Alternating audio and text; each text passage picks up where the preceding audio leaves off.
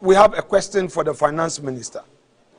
He must immediately come to Parliament on Thursday to explain the circumstances leading to the imposition of this 0.75% charges on mobile money transactions. We are not interested in the suspension. We are interested in how come, but for the public outcry, they were going to spring this surprise on the Ghanaian public. So in conclusion, we are simply saying NDC is a scam. It's a government of settings. They don't believe in what they say. I repeat, the NDC government does not believe in what it says. It says one thing and does another. It doesn't keep its promise. It is a government of propaganda. They promised 1 job, 3 shifts. As we speak, they have failed on that 1 job, 3 shifts. They promised cocoa farmers that a bag of cocoa will sell at 7,000. They came and they have rather reduced it. At least they could have maintained the 3,100 that Akufo-Addo left. They promised the rice farmer that they were going to have a system to offtake the produce of the rice farmers. As we speak, it is even cheaper to buy imported rice than a locally produced rice. They have lost their policy on agriculture. Maize farmers are complaining, yam farmers are complaining, cocoa farmers are complaining. On electricity, within a year and a half of being in office, they have increased electricity tariffs by almost 30%. Water, 19%. As we speak, we know that Dumso is back. They again do not have a policy in place to absorb our trained teachers and our trained nurses. They give one excuse after the other. When it comes to recruitment into the security services, they know that per their own budget, they can only contain 5,000 recruits. Yet they sold forms to hundreds of thousands of people, and even the 200,000 that qualified for medicals, that they are taking their money, that these student Ruby recruits will be charged for medicals after going through difficult time in this AI, so-called AI aptitude test. They know that the monies that they will be charging, these innocent, unemployed Ghanaian youth will not get their jobs. Yet, a party of propaganda still went ahead. And when we criticized it in Parliament, they now came back and told us they are going to increase it, the numbers to 10,000. Even if you maintain the 10,000, it is not even up to 10%. So, again, they are scamming all of us. Ladies and gentlemen of the press, to conclude, we are aware that they themselves promised Ghanaian women bank. They said they were going to establish a bank solely for women. They were going to give loans. What has become of that loan? We've not even seen the bank. We've not seen the bank. And people are desperate. They came and rather dismissed people who were lawfully employed. And more youths are sitting at home because NDC came into office and sacked them. We have several of it. We moved the motion on the floor and they frustrated the motion because they want to hide this. That is NDC for you. Thank you very much indeed.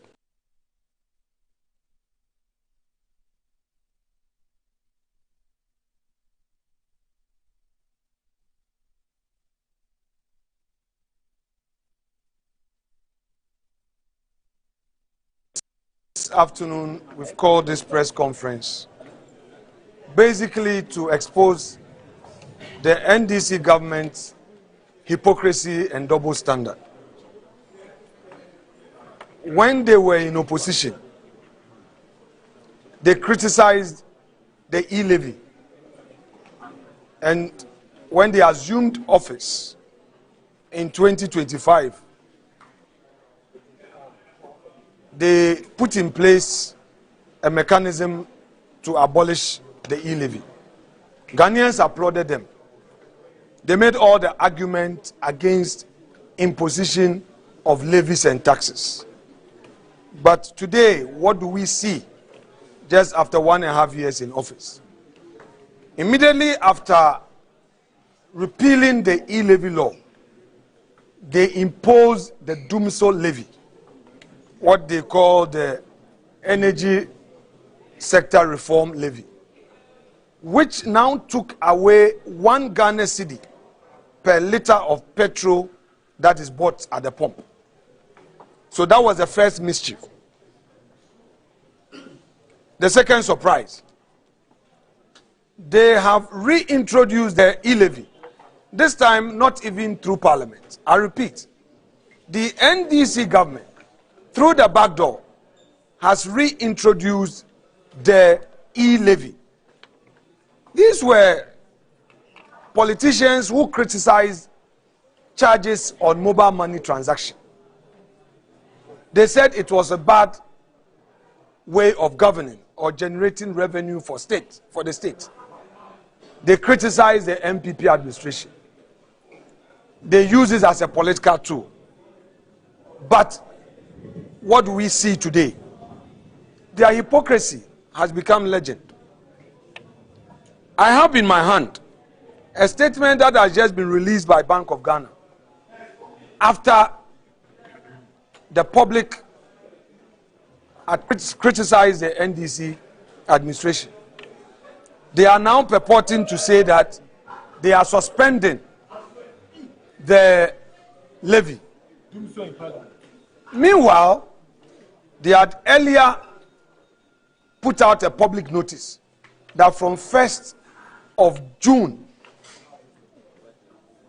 transactions from bank account to the wallet would attract a 0.75% Ghana cedi, 0.75% fees on direct wallet to bank transfers. According to them, they are doing this suspension for further consultation. The question is, what is further consultation in this context? Were these not the same people who, when in opposition, claimed that there must be constructive consultation before any policy is introduced and implemented? So what has changed? The worst part of it is that this time they did not even come through Parliament. According to them, they're using Mobile Money Fintech Limited as the vehicle for these hidden charges. So whereas in the Akufo-Addo Bawumia administration, due process was followed, government made the announcement through the budget and came to Parliament for a law for the purposes of this levy. NDC is using the Bank of Ghana and a private sector company to enforce this levy. We have a question for the finance minister. He must immediately come to Parliament on Thursday to explain the circumstances leading to the imposition of this 0.75% charges on mobile money transactions. We are not interested in the suspension. We are interested in how come, but for the public outcry, they were going to spring this surprise on the Ghanaian public. So in conclusion, we are simply saying NDC is a scam. It's a government of settings. They don't believe in what they say. I repeat, the NDC government does not believe in what it says. It says one thing and does another. It doesn't keep its promise. It is a government of propaganda. They promised 1 job, 3 shifts. As we speak, they have failed on that 1 job, 3 shifts. They promised cocoa farmers that a bag of cocoa will sell at 7,000. They came and they have rather reduced it. At least they could have maintained the 3,100 that Akufo-Addo left. They promised the rice farmer that they were going to have a system to offtake the produce of the rice farmers. As we speak, it is even cheaper to buy imported rice than a locally produced rice. They have lost their policy on agriculture. Maize farmers are complaining, yam farmers are complaining, cocoa farmers are complaining. On electricity, within a year and a half of being in office, they have increased electricity tariffs by almost 30%. Water, 19%. As we speak, we know that Dumso is back.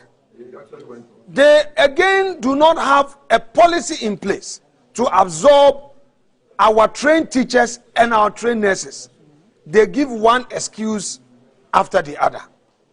When it comes to recruitment into the security services, they know that per their own budget, they can only contain 5,000 recruits. Yet they sold forms to hundreds of thousands of people, and even the 200,000 that qualified for medicals, that they are taking their money, that these student Ruby recruits will be charged for medicals after going through difficult time in this AI, so-called AI aptitude test.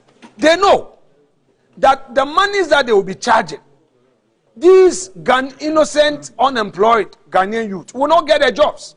Yet, a party of propaganda still went ahead.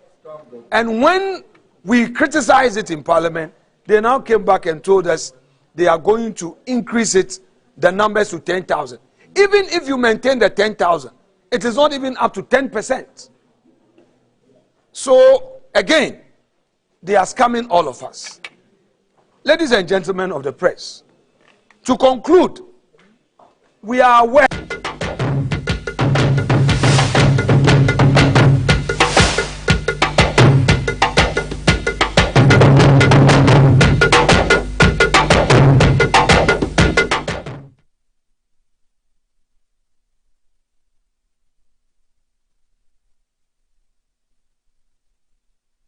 Hello. Good evening and welcome to this edition of Good Evening Ghana. Thank you very much for your time. And what a program we have today. Have you been around to look at the situation that was caused by the floods? Yesterday, Ghana experienced once again another devastating floods occurring from hours and hours of significant downpour. But the matter has gone beyond that because Ghanaians are now demanding answers, and they are demanding results, and they are demanding plans, and they are demanding purpose, and they want to understand what has happened. The president has taken some flack for being in the air and looking down at the people where they believe that he should have walked. But of course, the shock on the president's face says it all. We have a full editorial tonight on what caused them. Now, who caused them? What happened with the flooding situation? We are going all the way to social media and to Facebook, where there's been a lot of conversations, and we're going to show you Facebook posts of people who have been arguing, Ghanaians, interested Ghanaians who have been arguing about the matter. Manasseh Azuri, our friend in America, in Nebraska, has had something to say about it relating to the concern that people have been sharing. Many bloggers have been sharing the concern that part of the problem is the termination of some contracts that Zoom Lion, the ultimate sanitation services provider, was providing to the Ghanaian public. We'll get into that in some more detail. But I'd like to start on a sadder note. We have a very sad note, but I understand on another sad note. Is there a word like sadder? Sorry, forgive me if there's no word like that. I want to start on a very sad note. Today, and I'm very disappointed that I've been looking at the NDC social media the whole day. And I've been looking at the NDC social media yesterday. And all of our people have been looking at the NDC social media. And no word has been said about the 8th anniversary of the unfortunate passing of former Vice President Kwesi Amissah-Arthur. I'm totally shocked that the NDC people, NDC, are you watching me? What is happening? Is it the contest of Asiedu Nketia and others that is clouding this matter?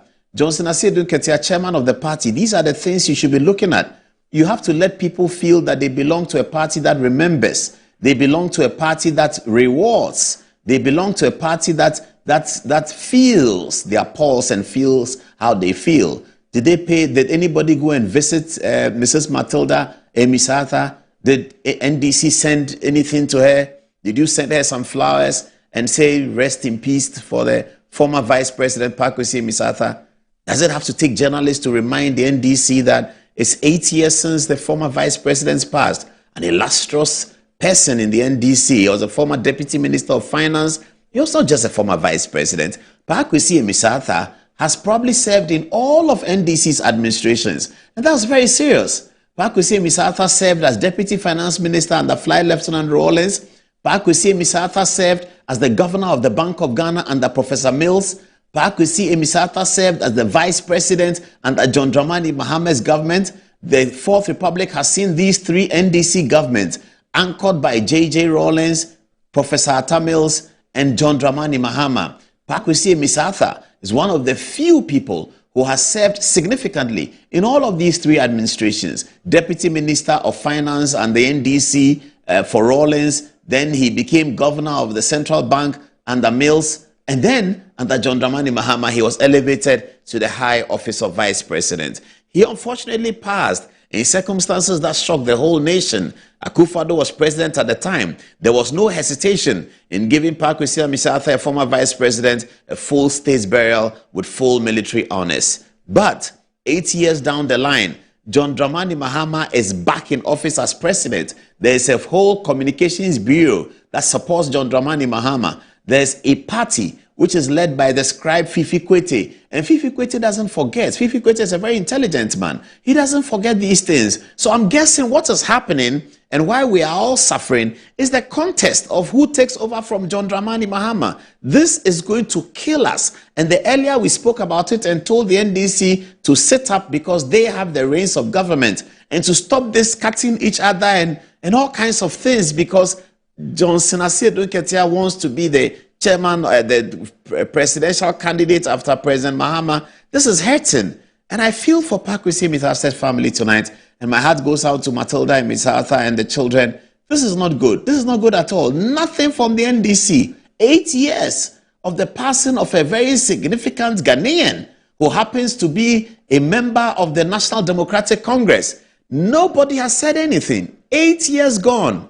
Well, we will remember. We have to remember here on Good Evening Ghana. Remember Kwesi Amissah-Arthur because he was a great man and he was a very calm politician. Never would you see Amissah-Arthur in his politics abuse anyone or talk down on anyone or disrespect anyone. He was firm in his decision-making as Deputy Minister of Finance, even stronger in his decision-making as the Governor of the Central Bank, and as Vice President, he was so cool. So cool. But here we are, 8 years after he passed. The party that he served, because of selfishness and political contest, they cannot remember him.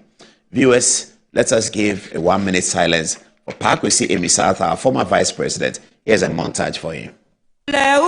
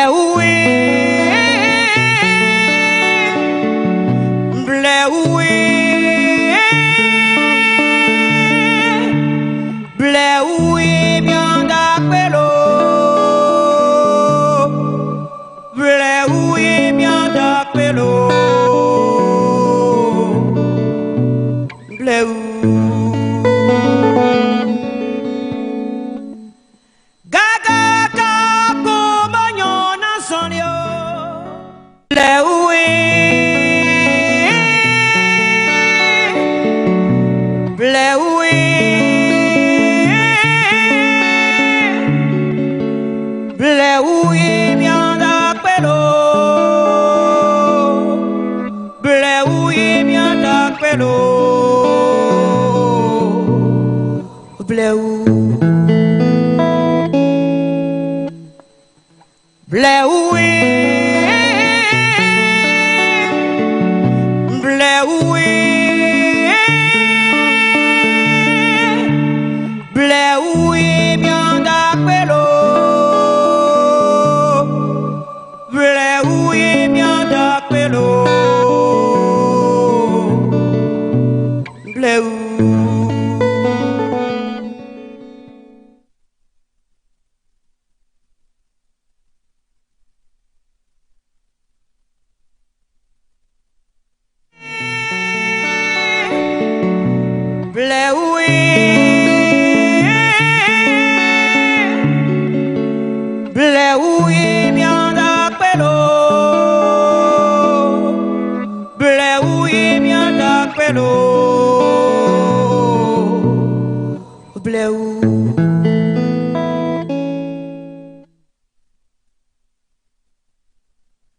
That was our tribute to Kwesi Amissah-Arthur, our former very distinguished vice president who passed, unfortunately and painfully, 8 years ago. May his soul rest in eternal peace, and may the comfort of the Lord and of the Holy Spirit be with the family, his wife Matilda Amissah-Arthur, the children, and the larger family in Murray, in Cape Coast. May he rest in peace. Amen.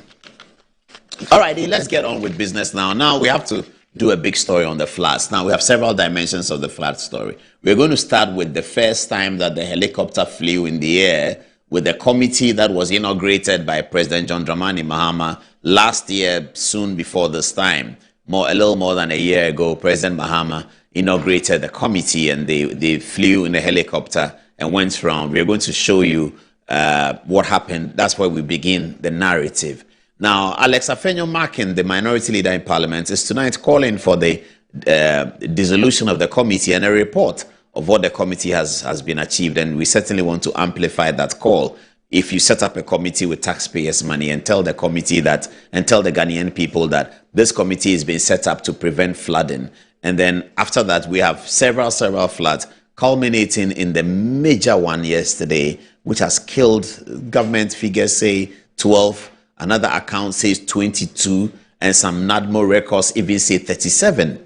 It's becoming a disaster, and Dr. Bawumia called for a state of emergency. This is becoming a real disaster. So what has the committee been doing? Why hasn't government told us or given us a breakdown? Why hasn't government held a press conference? Here is a government that holds press conference about everything. Attorney General is going to prosecute, he's holding press conference. A BNI is doing investigations, they are holding press conference. Ministers are going to do something, they are holding press conference. They have what they call a government accountability forum.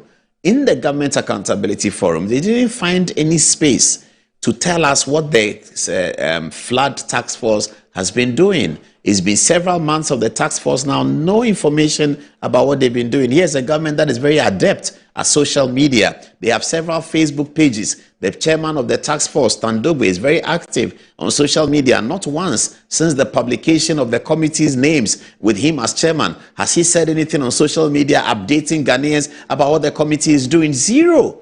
Nothing. And all the journalists are watching because, as they say, they've paid all of us. They say all of us should keep quiet. They gave all of us 5,000 cedis that we should keep quiet. So nobody is talking about it. Why should it be like that? A committee has been formed by a government to achieve a purpose. The reason for which the committee was formed, it looks like the reason is still prevailing. What is happening to the committee? The committee is going to be paid with the taxpayers' money. They flew on helicopter over the potential flood areas, the red zones, with the taxpayers' petrol. And the helicopter is maintained by the taxpayers' money. And these are high-profile officials, including presidential staffers, ministers of state, deputy chief of staffs. They're all on the taxpayers' payroll. And they set up a committee, they tell us nothing. And then the floods come, and then we see another helicopter fly again, this time with His Excellency himself, looking down. Where is the committee? Don't we need to know? Can we not demand answers from the committee? Alex Markin is saying that the committee should be dissolved. Tonight we have a lot to say about that. So we're going to begin our narrative from the committee. We're going to go down into other aspects of the situation. And we're going to capture the beautiful voice of Dr. Bawumia conducting a very leadership-laden visit to the Atala area where the flooding was severe. And we're going to focus on that as well. Dr. Bawumia has worn many hats tonight with a Facebook page where he said, this cannot be political. He's in pole position to take advantage and say that it is NDC who is doing it. No, but that's not how Dr. Bawumia works. He stays with the truth. The truth is that it has to be a comprehensive way. There were others who politicized it. Tonight we're going to show you the videos of how flooding has been politicized during the campaign. A lot of things were politicized during the campaign. What is going on? And I'm very excited. I mean, in the morning, I had phone calls with people who were talking about how the NDC has failed and how people should talk about it. And then I heard that Dr. Bawumia was going around, and I was monitoring it. And hear what he said. He said, this is not political. Let's deal with it. It's a state of emergency. It's a critical matter. Let's sort the problem out. That's how leaders behave. And tonight we're going to show you that. So we have a lot to say about the sanitation matter. We'll focus on the Zoom Lion contracts that have been terminated. We will show you what social media people are saying about that, especially Amissah-Arthur, who is worried and concerned and a bit nervous that perhaps this situation will give rise to his enemy, Zoom Lion, being awarded a contract. And I'll show you the comments under Manasseh's post and what people are saying to him. Some of the things we've been saying to him for a very long time. People are now saying that because the sanitation has a lot to do with the flooding, has a lot to do with a derailed sanitation in Accra. That's coming up. Before then, though, let's head to the court, Accra High Court. And there's a submission of no case that has been put up in this very controversial matter of the 2 million. Government is in courts looking for 2 million. Government is looking for 2 million United States dollars from SkyTrain. Now, let me give you the story. I don't know whether I have to start with the photographs of Amissah-Arthur and Solomon Asamoah. Maybe they will give me that to start with, or I don't know how they want to do it. But it's about the allegation is that the Ghana Infrastructure Fund, its former chief executive, Solomon Asamoah, and its chairman, the Venerable Dr. Amissah-Arthur, who has been a Minister for Education and a Minister for Railway before, are under prosecution by the Attorney General because they say that the two of them must account for a certain $2 million that is said was spent on SkyTrain and that there's no SkyTrain. So here is from left to right, Solomon Asamoah, who was Chief Executive of the Ghana Infrastructure Fund. And you can Google Solomon Asamoah and look at his bio and his profile before he became Chief Executive of Ghana Infrastructure Fund. Here is Honorable Professor Amissah-Arthur, whom we all know, one of the best ministers of education that we had. Amissah-Arthur was really solid out there. Those days he used to work with Professor Jangba, who has just recently passed. May he rest in peace. Professor Jangba was the Director General of the Ghana Education Service in those days. Amissah-Arthur is here, and for those of us who are older, we remember Amissah-Arthur's vetting, where Alban Bagbin, the current speaker, had queried Amissah-Arthur about something in his CV about crabs, and Amissah-Arthur had explained to him that during his PhD, he studied something about crabs, something that was very interesting, but that's beside the point. So the two of them are being charged and prosecuted to produce $2 million, which was for the SkyTrain. Now, documents that we have stumbled upon and seen, and speaking to the lawyers on both sides, we have seen where the matter is, and we'd like to share this with you because we are hearing that lawyers for Amissah-Arthur and Solomon Asamoah have together filed a submission of no case to the High Court. We believe that was filed some time ago. We are not sure, but sometime this week or later, early next week, the court is going to rule on it. But this is what we have found. So there are two things against the two accused persons from the run of the case. The first one is that the said $2 million, which they are being accused of, was paid without the approval of the directors of the company, i.e. the board. That the directors of the company did not approve the $2 million, and it was paid, and therefore the offense should be upon the head of the chief executive and the board chairman, both of whom perhaps have signed a document that says that $2 million has been paid. What was it for? It was for SkyTrain. You remember, viewers, during the time of Akufo-Addo's first term, when Joe Garte, the former Attorney General, and of course at the time the Railway Minister, had talked about sky trains. You know, there was Akufo-Addo created a railway ministry, which is now non-existent, but there was a railway ministry. In his first term, it was manned by Joe Gatti. In his second term, it was manned by John Peter Amewu. Now it's no longer there. But the railway ministry was to focus on railway, and they didn't achieve much, but they were able to achieve the cargo line from Tema to Impakadan, which I believe is on now, is working now, and for which reason we hear that the government has imported some locomotives which are very, very old. We'll talk about that on Thursday. That's a story for Thursday. It's a big one, so wait for it. Now, the SkyTrain situation is that 2 million was paid without the board approval, number one, and number two, the prosecutors say they don't know where the 2 million is, so they assume that the two gentlemen have caused financial loss to the state in the extent of 2 million United States dollars. Now, here's the story. So this is Ministry of Railway, and this is the Ghana Infrastructure Fund. So the project is a Ministry of Railway projects to produce trains for Ghanaians, and they have stumbled upon an opportunity to provide SkyTrain, which is a light type of train hanged on electric poles or anything up. I will be kind of afraid to go in, but they say it's quite safe. It works in South Africa and Amsterdam and places like that. And then it runs up like that, you know, short distances, Accra, Medina to Tema to Impakadan to Akosombo, maybe Kumasi to Kumasi itself to Abreport Junction, Takoradi Market Circle to Pedu Junction, something like that, you know, those kinds of journeys. That's what SkyTrain does, just to commute people and make it faster, and also quite safer, and there's no traffic, so it's faster, isn't it? So the railway ministry became interested in the concept, but they asked the Ghana Infrastructure Fund to sort of lead the agenda.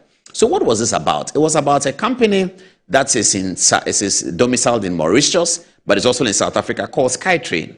Now, this company is a financing company, okay, and it's interested in working with the Ministry of Railways in Ghana to achieve a financing option for Ghana to get SkyTrain. The financing option was also a build, operate, and transfer. They called it BOP. That means the company builds with its money. Ghana provides, if it's land, Ghana provides the land. If it's electric poles, Ghana provides electric poles. Anything that is landed property, immovable property, that is to be attached to the projects, the host nation will provide it. So land, etc., all immovable property. Now, so Ghana provides that, and then they provide the resources, the money, the technology, and everything. They will run it for a certain period, usually a quarter of a century, that's 25 years, and they will hand it over to the government of Ghana or any other government. That's how the principle of build, operate, transfer works. Okay, so this was going to be a BOT, build, operate, transfer. Now, that company was going to fully finance it. They were not asking for money from the government of Ghana. So the taxpayer is not participating yet. Now, when the trains are ready, they will charge the people who take the train, you and I, Ghanaian people, and take the money. And they will take the money until the time they have found their money agreed upon. But they estimate that within 25 years, they should have found their money based on a calculation, statistical analysis of commuters from here to here, and a certain levy that they put in the equation that if we were to charge everyone 25 cedis for a journey of 1 kilometer, and so, how many years would it take us to get it, that kind of thing. So they do those things, and then they can come to a conclusion that we will run it for 25 years, and we will hand it over to the government of Ghana. There are a few things in the contract as usual, whether there's force majeure, which might delay something, or whether something happens. All of those contingencies are factored in the contract nonetheless. But fundamentally, all things being equal, they expect that if they work out the contract for 25 years, it will be able to hand over to the government of Ghana. So Ghana Infrastructure Fund is handling it. But here's a catch. The company that is doing it creates a special purpose vehicle, SPV. What is a special purpose vehicle? Special purpose vehicle is that this is a company that's working globally. So they work in Nigeria, they work in Kenya, they work in Singapore, and so they are doing this for Ghana. So they create a company that will be looking after the Ghana business. The money that they are going to invest in Ghana will go into that company. They'll form a company, that's the special purpose vehicle, which is normal in business, which is used to deliver the resources in the Ghanaian business. So that's what it is. And that's how come Ghana Infrastructure Fund became very important. So Ghana Infrastructure Fund became important because they now needed to pay this 2 million into the special purpose vehicle so that Ghana will have a stake in the company that is doing the BOT, a minimal stake. It's not a significant stake, a minimal stake, but something that allows Ghana to sit on the board, to know what is happening, to know how much money they've collected, to know what kind of repairs they are doing. So we don't sit down one day and then they bring a document to the Ministry of Railway and say that we have done repairs of 87 million, so pay us, etc., etc. So this is the reason that in modern times, where a special purpose vehicle is being created for a BOT, the beneficiary nation participates in the special purpose vehicle. And this is what we are seeing, hearing from the lawyers and seeing from the documents that happened. So the Ghana Infrastructure Fund invested the $2 million in the special purpose vehicle. So the special purpose vehicle was to build and operate the railway and hand over to the government of Ghana. Now, another reason why it's important for Ghana to participate in the special purpose vehicle is that the resources, the revenue, is going to be taken from Ghanaians. And so if there's a profit, all the profit goes to the company that is doing it.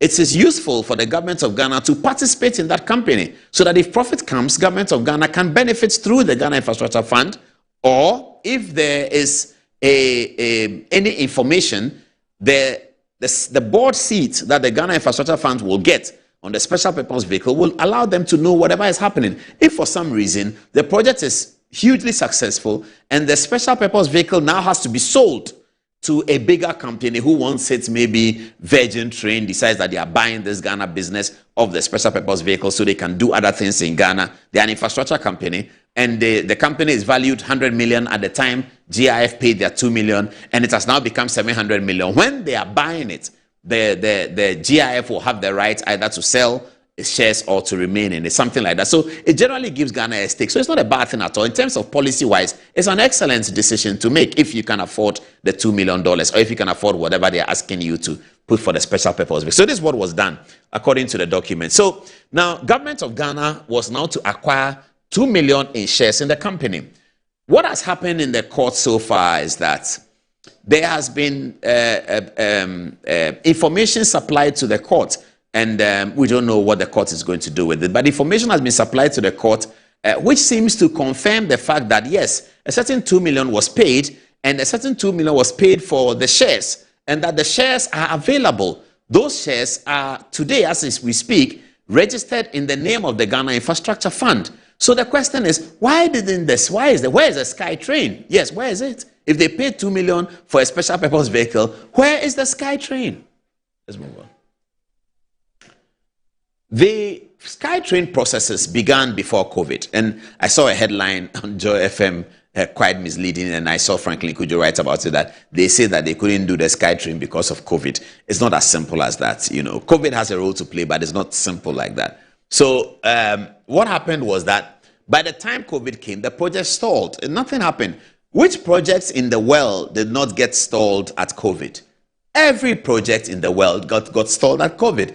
Even the English Premier League got stalled at COVID. They didn't play the English Premier League in spite of the significant and humongous expenditure in the English Premier League. All sporting activities, Olympic Games was affected. It did not happen, did it? So when we say a project was stalled during COVID, it's not something that is rocket science that we have to keep explaining. So that's what happened. Now, nothing is, as they say in PG, nothing spoiled. Nothing is gone amiss. The project can continue, and this is what the lawyers are saying, that the project can continue today because the special purpose vehicle is still there, registered for the purpose of delivering SkyTrain in Ghana. Ghana Infrastructure Fund have shares equivalent to 2 million United States dollars with a share certificate paid, signed, sealed, and delivered in favor of the Ghana Infrastructure Fund. The shares are not for Ameyawe Kumfi and Solomon Asamoah. They are for the Ghana Infrastructure Fund and therefore the government of Ghana. It's as simple as that. That's what it is. That's what it is. So that's the first point. This is what the 2 million is for. It's not stolen money. It's not money that somebody has stolen, or this is what we have found. But all of this have been put before the court. We have to wait and see how the court rules on the matter as the days go ahead. Maybe next week sometime. Next week the court will rule on it, and when we will know, we'll come back here and tell you what the court has decided. Then the second issue is the issues of board approval. So there are two concerns, as I've said before. One, You pay 2 million. Where is the train? Where is the 2 million? We can't find it. And that answer has been given. The 2 million is in the shares in the special purpose vehicle. It remains in the shares today. Documents have been provided to help the court to come to that conclusion as well. Now, the second matter, you paid 2 million. Did you follow the procedure? Was there a procedural breach? And that's what has been happening, because somehow or rather, some of the old board members are part of the prosecution witness, and this has been the stock in trade of Dominic Kaini's prosecution. You always find him having a prosecution witness from amongst the people that he's investigating. Is always the case. It's allowed, no problem, but we live to see how it works in future. So they have some of the former members of the board who are on the prosecution side and suggesting to the prosecution that there was no board approval. Let's see the details of that. So I like to read this one.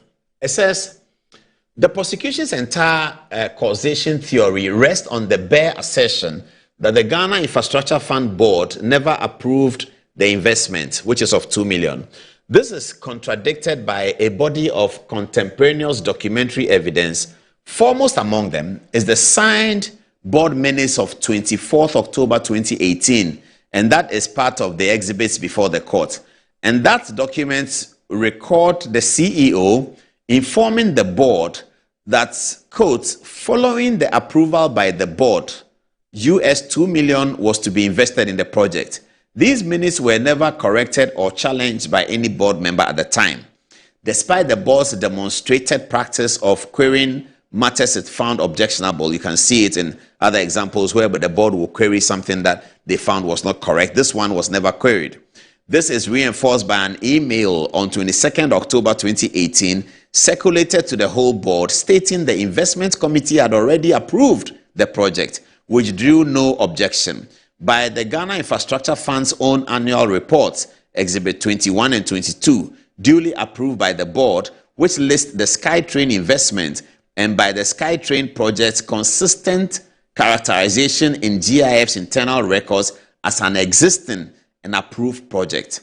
Under Section 201 of the Companies Act, such signed minutes carry a statutory presumption of accuracy, standing as prima facie evidence of approval until the prosecution proves otherwise. So this is the answer to the question about whether or not there was board approval. And we have to be careful here, because there are board members who are on the prosecution's side as PWs, prosecution witnesses, who are saying that there was no approval. But there is an exhibit. That means a document. An exhibit just means a document. There's a document that is saying that the board, the chief executive was telling the board, and he quoted and said, following the approval by the board of 2 million. And there are other documents in terms of the annual report, all of which captures the fact that this has been approved by the board. If it wasn't approved by the board, it will not find its expression. It will not find expression in the annual report. So this is where we are. And this is one of the oral cases, and we'll see how it goes. We are going to thoroughly look at this. You know, politics is different. Politically, I can stand on the platform and say that Ameya Kofi has stolen 2 million. When we come to power, we will prosecute him. Operation Recover or Loot. You know, and I don't know whether this is part of what Dom Levo referred to as garbage. Dom Levo said the oral stories, most of it was garbage. Dom Levo was one of them. And another person said most of it was hearsay. Foreign Minister Ablakwa said the total amount of money to be recovered from oral will be 21 billion. And the Attorney General, when he went on an interview and I was asked that, where are we getting the 21 billion? He threw Ablakwa under the bus. He said he didn't say it. He's the lawyer. He's the government's lawyer. He didn't say that Ghana was going to get 21 billion from oral. It was Ablakwa who said it. In effect, he says, go and ask Ablakwa. How do we go and ask Ablakwa? Ablakwa is foreign minister. He's watching World Cup. How do we go and ask him that he should come and show us where the oral 21 billion is? After he comes from the World Cup, he's gone to another meeting. And then he's gone to another meeting. The Attorney General is a government lawyer and the principal legal advisor to the government. If the Attorney General is denying that there's no 21 billion for us to expect, he should clearly say so. And he shouldn't tell us to go and ask another minister. We can't go and ask another minister. We are not that powerful. He, Attorney General, has a responsibility under the social contract to update Ghanaians on where we are on the 21 billion. He shouldn't be answering the question and say that it is somebody who said it. No, that's not cool. That's really not cool for a government lawyer who was himself part of oral. It's not cool. You go and do this, your oral, Then you come and tell us it's 21 billion. You present a document to the president. You say 21 billion. We are all waiting for it. And then suddenly you tell us that you didn't say it. Another person said it. It's not cool at all, is it? So perhaps, as sometimes some lawyers say, there's a bit of desperation to justify oral. And I can understand. I mean, it's political. There's a lot of political pressure. Why are you not jailing people? Why are you not jailing people? And that political pressure, it happens in the Fourth Republic. I've been covering these governments for a very long time. It happens. But if the center is not able to hold off the pressure, then it will be a disaster. And a lot of it comes out of the campaign. If the campaign goes very, very far in publishing allegations and making people excited about mere allegations, you're going to have a government where there's going to be enormous pressure on you to show the things that you promised. So perhaps this is what is happening. Let's see what the court will say about this story of Solomon Asamoah and the very venerable and respected Ameyawe Kumfi. I wish them good luck, and I hope that the court will see eye to eye with them when they come to look at their submission of no case. That's one story gone. Let's get on to the flood story, which I feel like crying when I have to talk about it. But just before then, though, were you looking at social media whilst the Black Stars were playing? Something significant happened. You have to change this as I go on here. No, I'm coming to Asedu Nketia. This will take after the break. I'll come to them now. I'm coming to Asedu Nketia and the 32 cows. I'm doing that story, and then I'll take a break and do this one. Okay, so they're going to change it and give me something else. Maybe they'll just... This is the flood people. I'll come to them in a minute. Yes. So, did you see something? Aha, it's coming now. Good. Let me wait for it. Okay. Thank you. I don't know whether you saw... Oh, I'm expanding it. Great. I don't know whether you saw this story.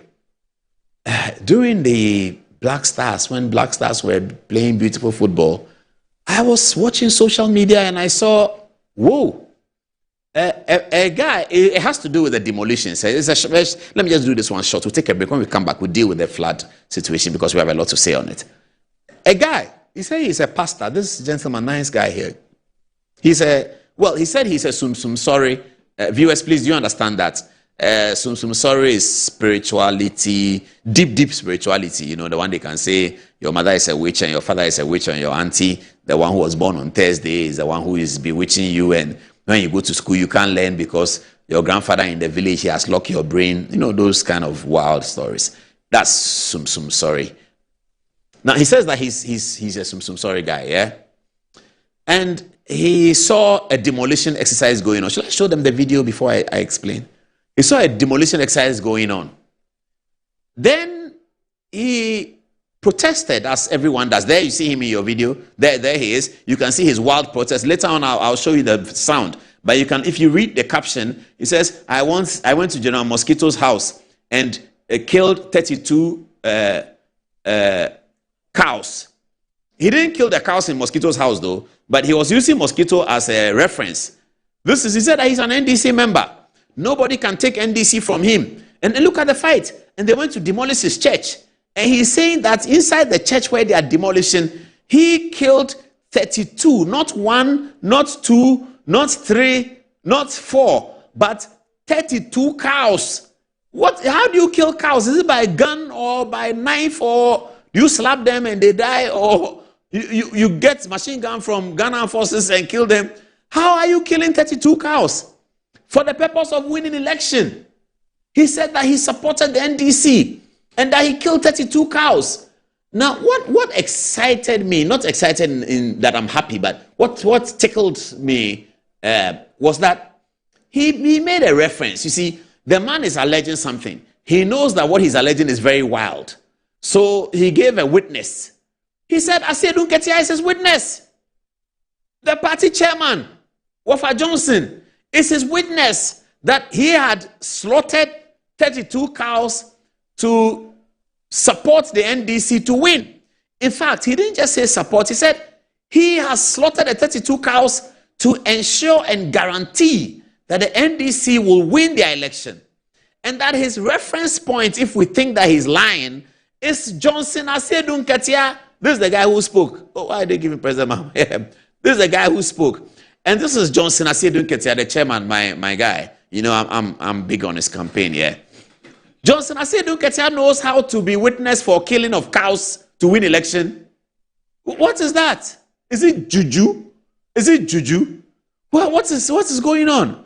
Okay, listen to the guy yourself, viewers. Please listen to the guy yourself, and then tell me if I'm exaggerating, because sometimes people say, "Hey, you can exaggerate." Oh, please watch the video.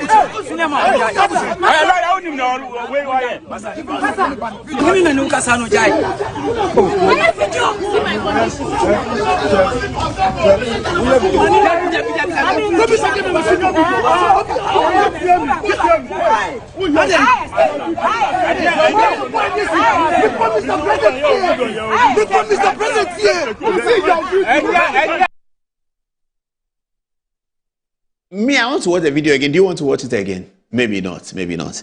But viewers, you send us a social media text. Good evening, Ghana official. Send us a text on Good evening, Ghana official, and let's see what's happening here. The man says he killed 32 cows and they have come to demolish his church.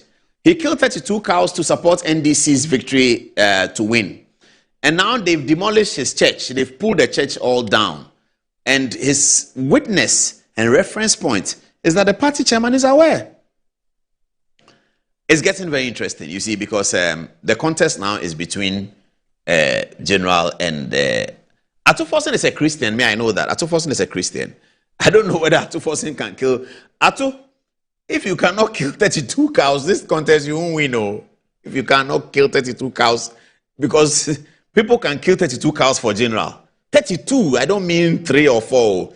But viewers, can you help me? Those of you who know, if you work at an, what do they call it, abattoir or something, how do you kill 32? Do you shoot them or you cut them with knife? 32, he buried them. You kill them, you don't go and sell the meat for kebab. You bury it. Bury 1, NDC. Bury 2, NDC should win. 3, Bawumia should lose. 4, Akufo-Addo should lose. Afenyo-Makin should lose his seat. You do 32. 1, 2, 3, 32 ritual purposes for elections. Hey, but which deity is that swallowing all the 32 cows and giving people election victory? Ato, if you can't do it, get out of the race. So if you can't do this, get out of the race. Because the race, they are doing juju. People are going to kill 32 cows for General.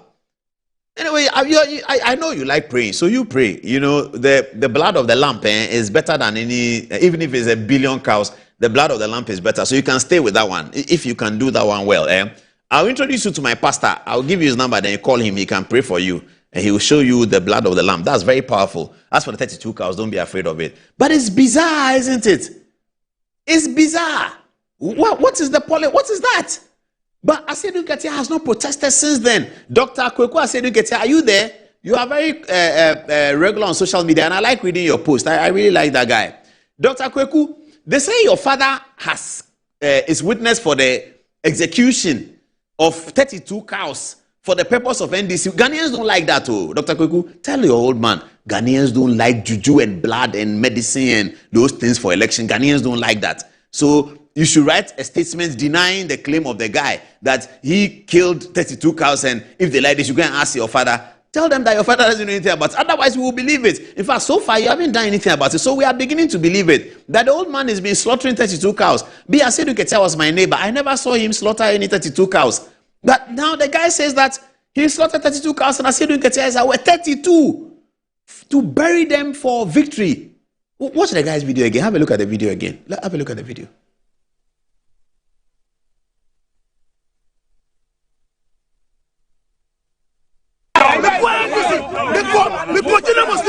Le quadrille mosquito fier. Mais la mukuna jema kuma kutati tout. Le quadrille mosquito fier. Le quadrille mosquito fier. Mais la mukuna jema kuma kutati tout. Le quadrille mosquito fier. Le quadrille mosquito fier. Mais la mukuna jema kuma kutati tout. Ani boy disi. Ani boy disi. Ana obomi ba.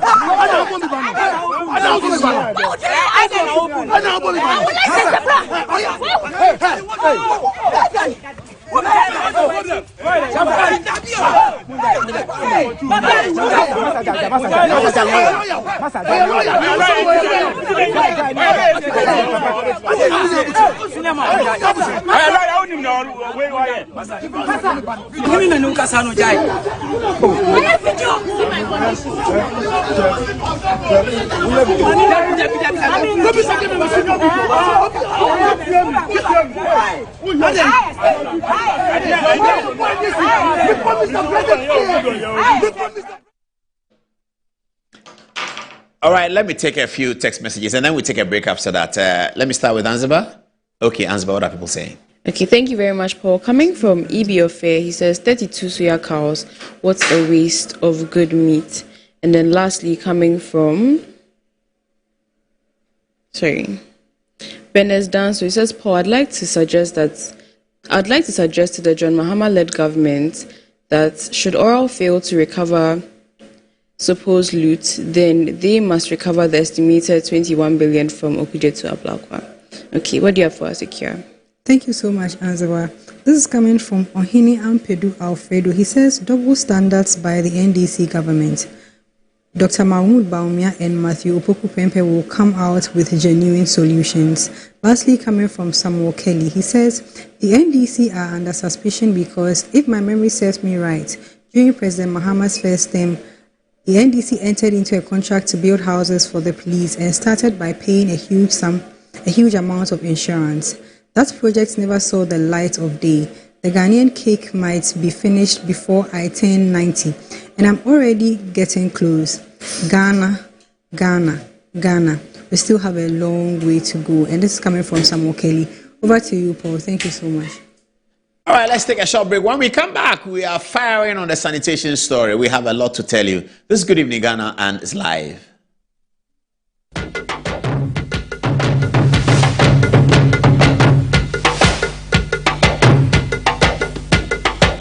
And there they are.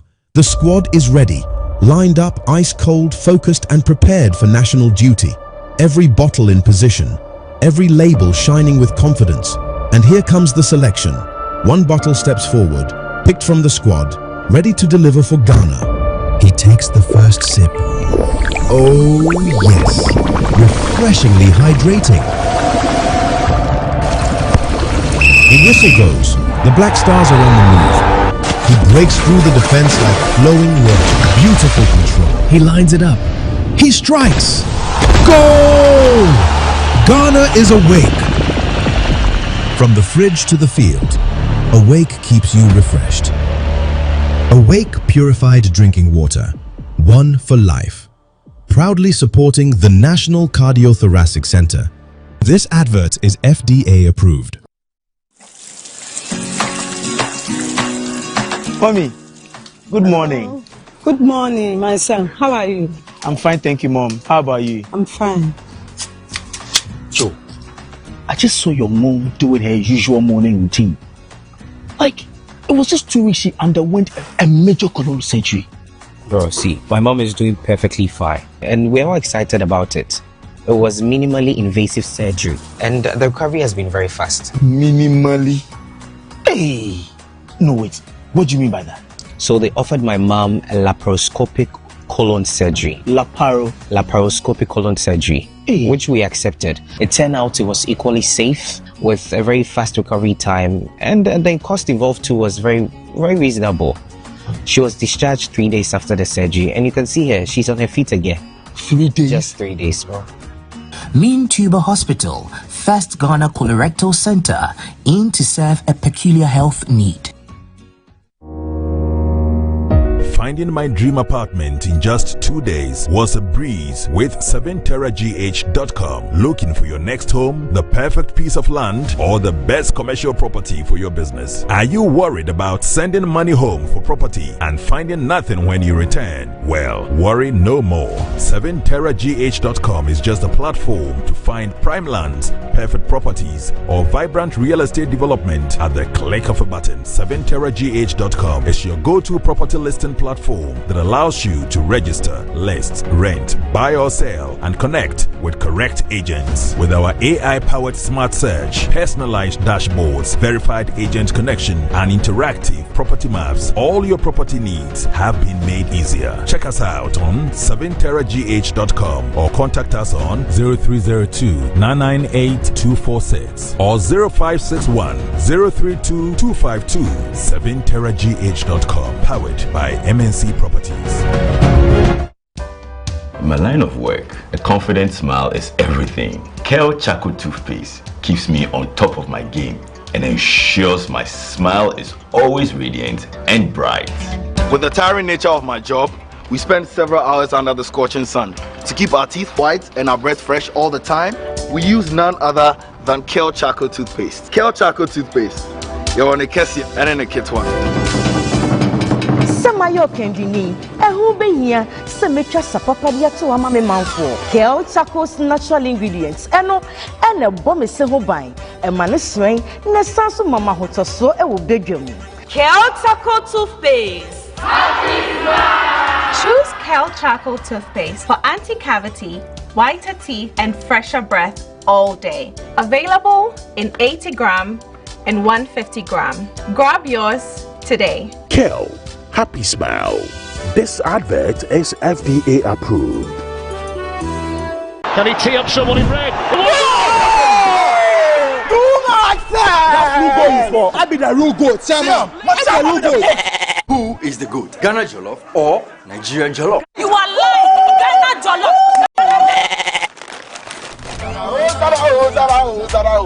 We are talking about beat. Let's be the goat, huh? My guy, he be the goat. Though our choice of goats may differ in football, music, and jollof, Alomo Bitters always brings us together. Alomo, experience greatness in every moment. Proudly produced by Casa Preco PLC. Drink responsibly. Not for sale to persons under 18 years. Not recommended for pregnant women and lactating mothers. Don't drink and drive. This advert is FDA approved.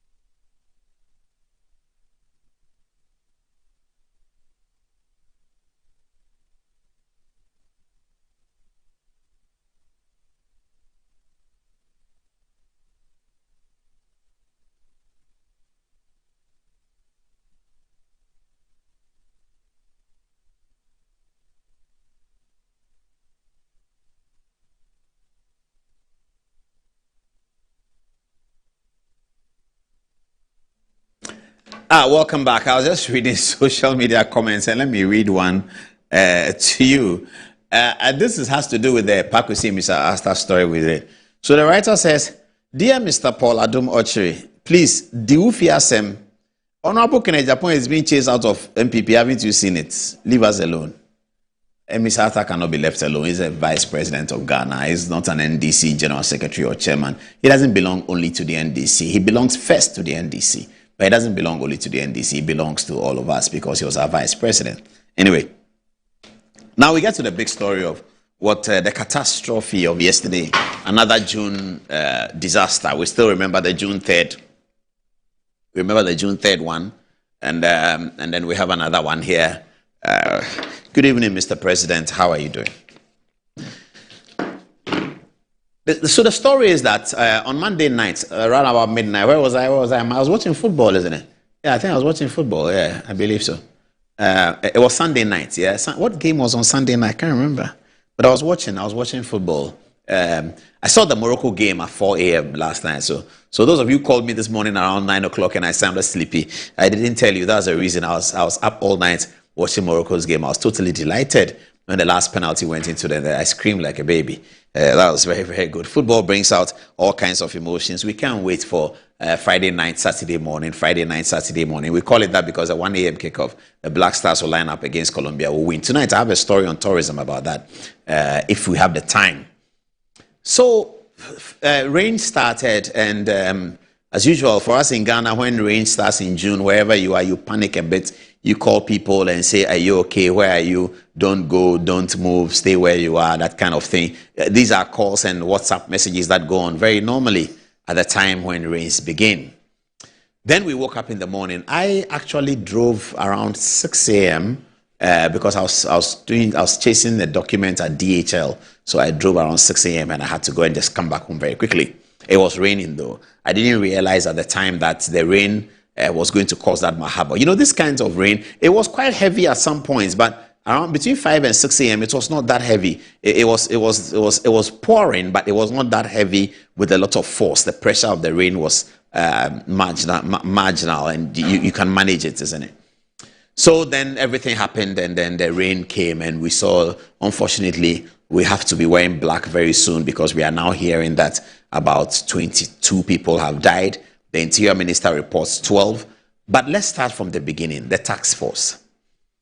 At the beginning of this, you know, the bottom line of all what I'm going to say is that the president's advisors have deceived him. Viewers, do you remember that during the campaign, I used to be very worried about the advice that President Mahama was getting. And I'm still worried about it. And it's continuing. It is very obvious that the president's advisors, once again, misled him. They misled him to form a committee. The screen is black, yeah. They misled him to form a committee. Now, this is a committee. Is that all the members of the committee? Is it just 4 members? I'm thinking, no, the local government minister is part of it. The local government minister is part of the committee, so it's only just 4. I think the local government minister is part of it. But of course, Stanislav Dogbe is a deputy chief of staff. He's chairman of the committee. Marietta Bruopon is a very experienced corporate lawyer and politician, former attorney general. She is on the committee. Minister for Works and Housing, the ever-strong Gilbert, is on the committee. Minister for Works. I was wondering why he didn't chair, but that's a matter for the government. Because he's a minister, he's a deputy minister at the minimum, and he was chairing when there's a substantive minister. I didn't quite get it. Then local government substantive minister, and then somebody else was chairing. But anyway, that's Tandube. This is Gilbert J, who is Works and Housing Minister. This is Ibrahim, who is a local government minister, is on the committee. And then there is Razak, the police officer. There's another person on the committee here. And then this is Marietta Bruopon. So all of them formed a committee. We had never seen some of this committee form before. We had never seen it. But we had seen floods in Ghana. So when the president came and he said committee, we all believe that there was a plan built around the campaign or perhaps the manifesto which is going to be implemented. On your screens, viewers, is the committee mounting the helicopter, the famous chopper, and there they are showing us videos of how serious they were taking their work, sitting in this plane. This is flying over Tema, I believe, and looking at all the areas. And this journey was, the purpose of this journey was for them to ascertain what to do with the flooding, which road to close, which river to dredge. And then an hour later, they landed. They did it for 1 hour. And then they landed back on the Ghana Air Force Base, where they landed safely. There they are coming out of the aircraft. So they did that. Some people say settings. I'm too old to understand what settings means. I don't know what. Please, viewers, what is settings? Some people say it is all settings. What's that? For those of us who are old, we don't understand it. So they did that, and then they got down from the plane, and then they went around, and then they did that. They did that. 1 year later, and even before the 1 year mark, floods were occurring. And everybody was asking the question, what's happening to the committee? What is happening to the committee? Do you have the president's helicopter ride as well? Please get it ready. What is happening to the committee? What is happening to the committee? What work has the committee done? What is their terms of reference? In fact, as soon as they were put in place, somebody asked that, what is the terms of the reference of the committee? Up till now, we don't know. We don't know. They don't tell us anything. They just show us videos and pictures, and we are supposed to get some information from the videos and pictures. You show us videos of a committee mounting a helicopter, flying around the country for 1 hour, getting down. What have you told us? You show us inside the helicopter and how they are wearing their headphones and how serious they are. And I don't know what does that got to do with the floods. This afternoon, people were sharing the committee photographs and asking, how do you set up a committee for floods without an engineer? I don't know whether anybody is an engineer. I know there's a journalist, a lawyer, there's a police officer. Gilbert is a lawyer as well. I don't know whether there's an engineer, but many people believe there was no engineer on the panel, on the committee. And so immediately people are beginning to punch holes into the committee that, was this whole thing a charade of sorts? Was the whole thing some create, I don't want to say all, create, and you know already, I won't say it, don't worry. Because, journalists, we have all been paid. So we don't say all of us have been paid. So when we, instead of saying create, I just say create, I leave it there. So people are asking, is it that one that was happening? Is that what is happening? Is that it? Because really, what is going on? How do you set up a committee of such important people and nothing seems to have happened? Even as these floods occurred heavily yesterday, the government's response said nothing about the committee. Zero about the committee.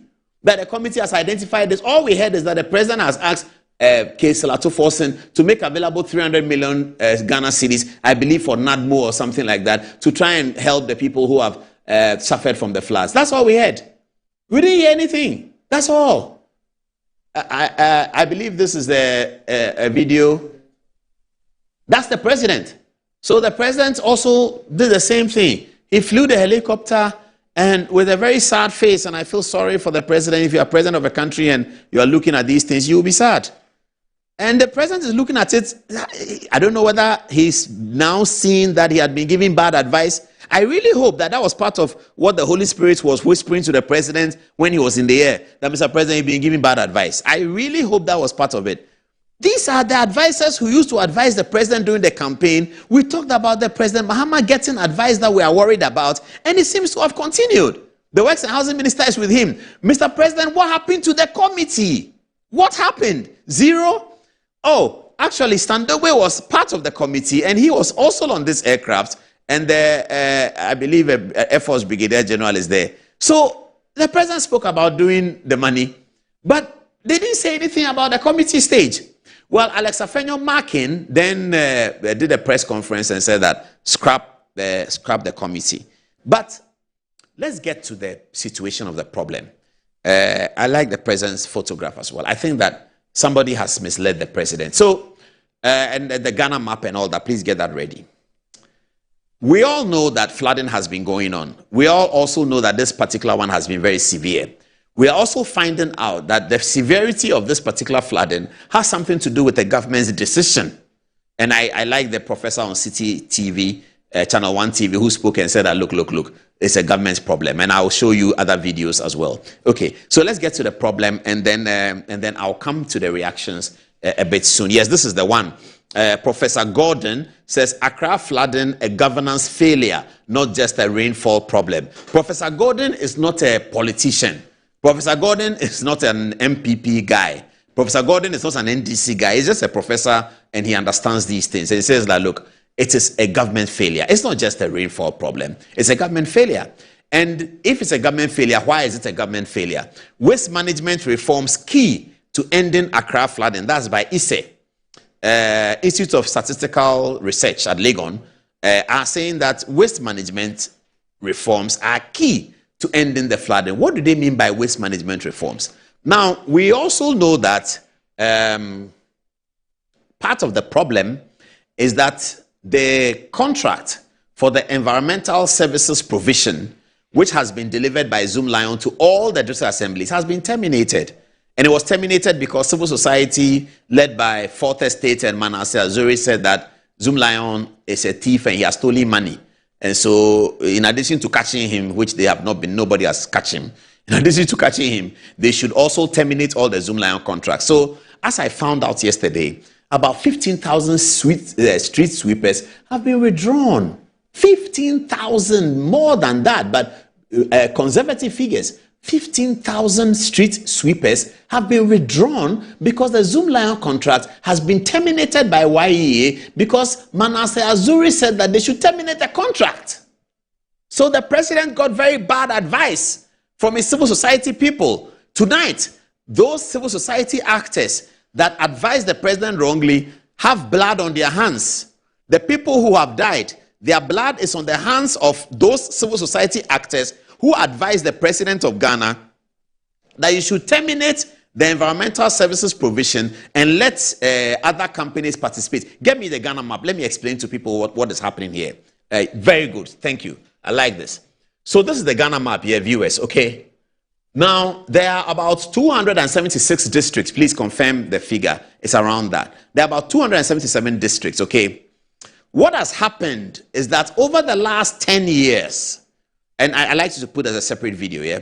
What has happened is that over the last 10 years, there has been progress, including the first President Mahama government.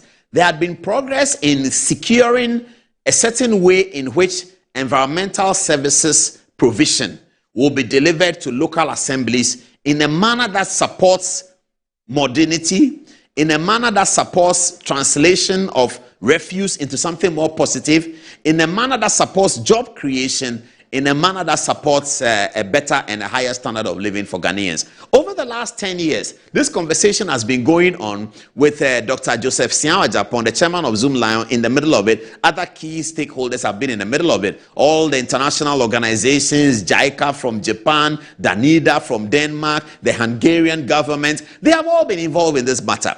The conversations came to a conclusion during the Akufo-Addo era, and I'll tell you what happened. So, over the last 10 years, all these regions you see here have districts spread over them. We're looking for the map of the MMDC. I think we don't have that. We're going to get that. We need a map of, and if there's no map, like the local government should create it. A Ghana map of MMDCs, all the MMDCs. We should have that map. So that's easy for us as journalists to work on it, isn't it? So this is the Ghana map, and district assemblies are spread all over from top to bottom.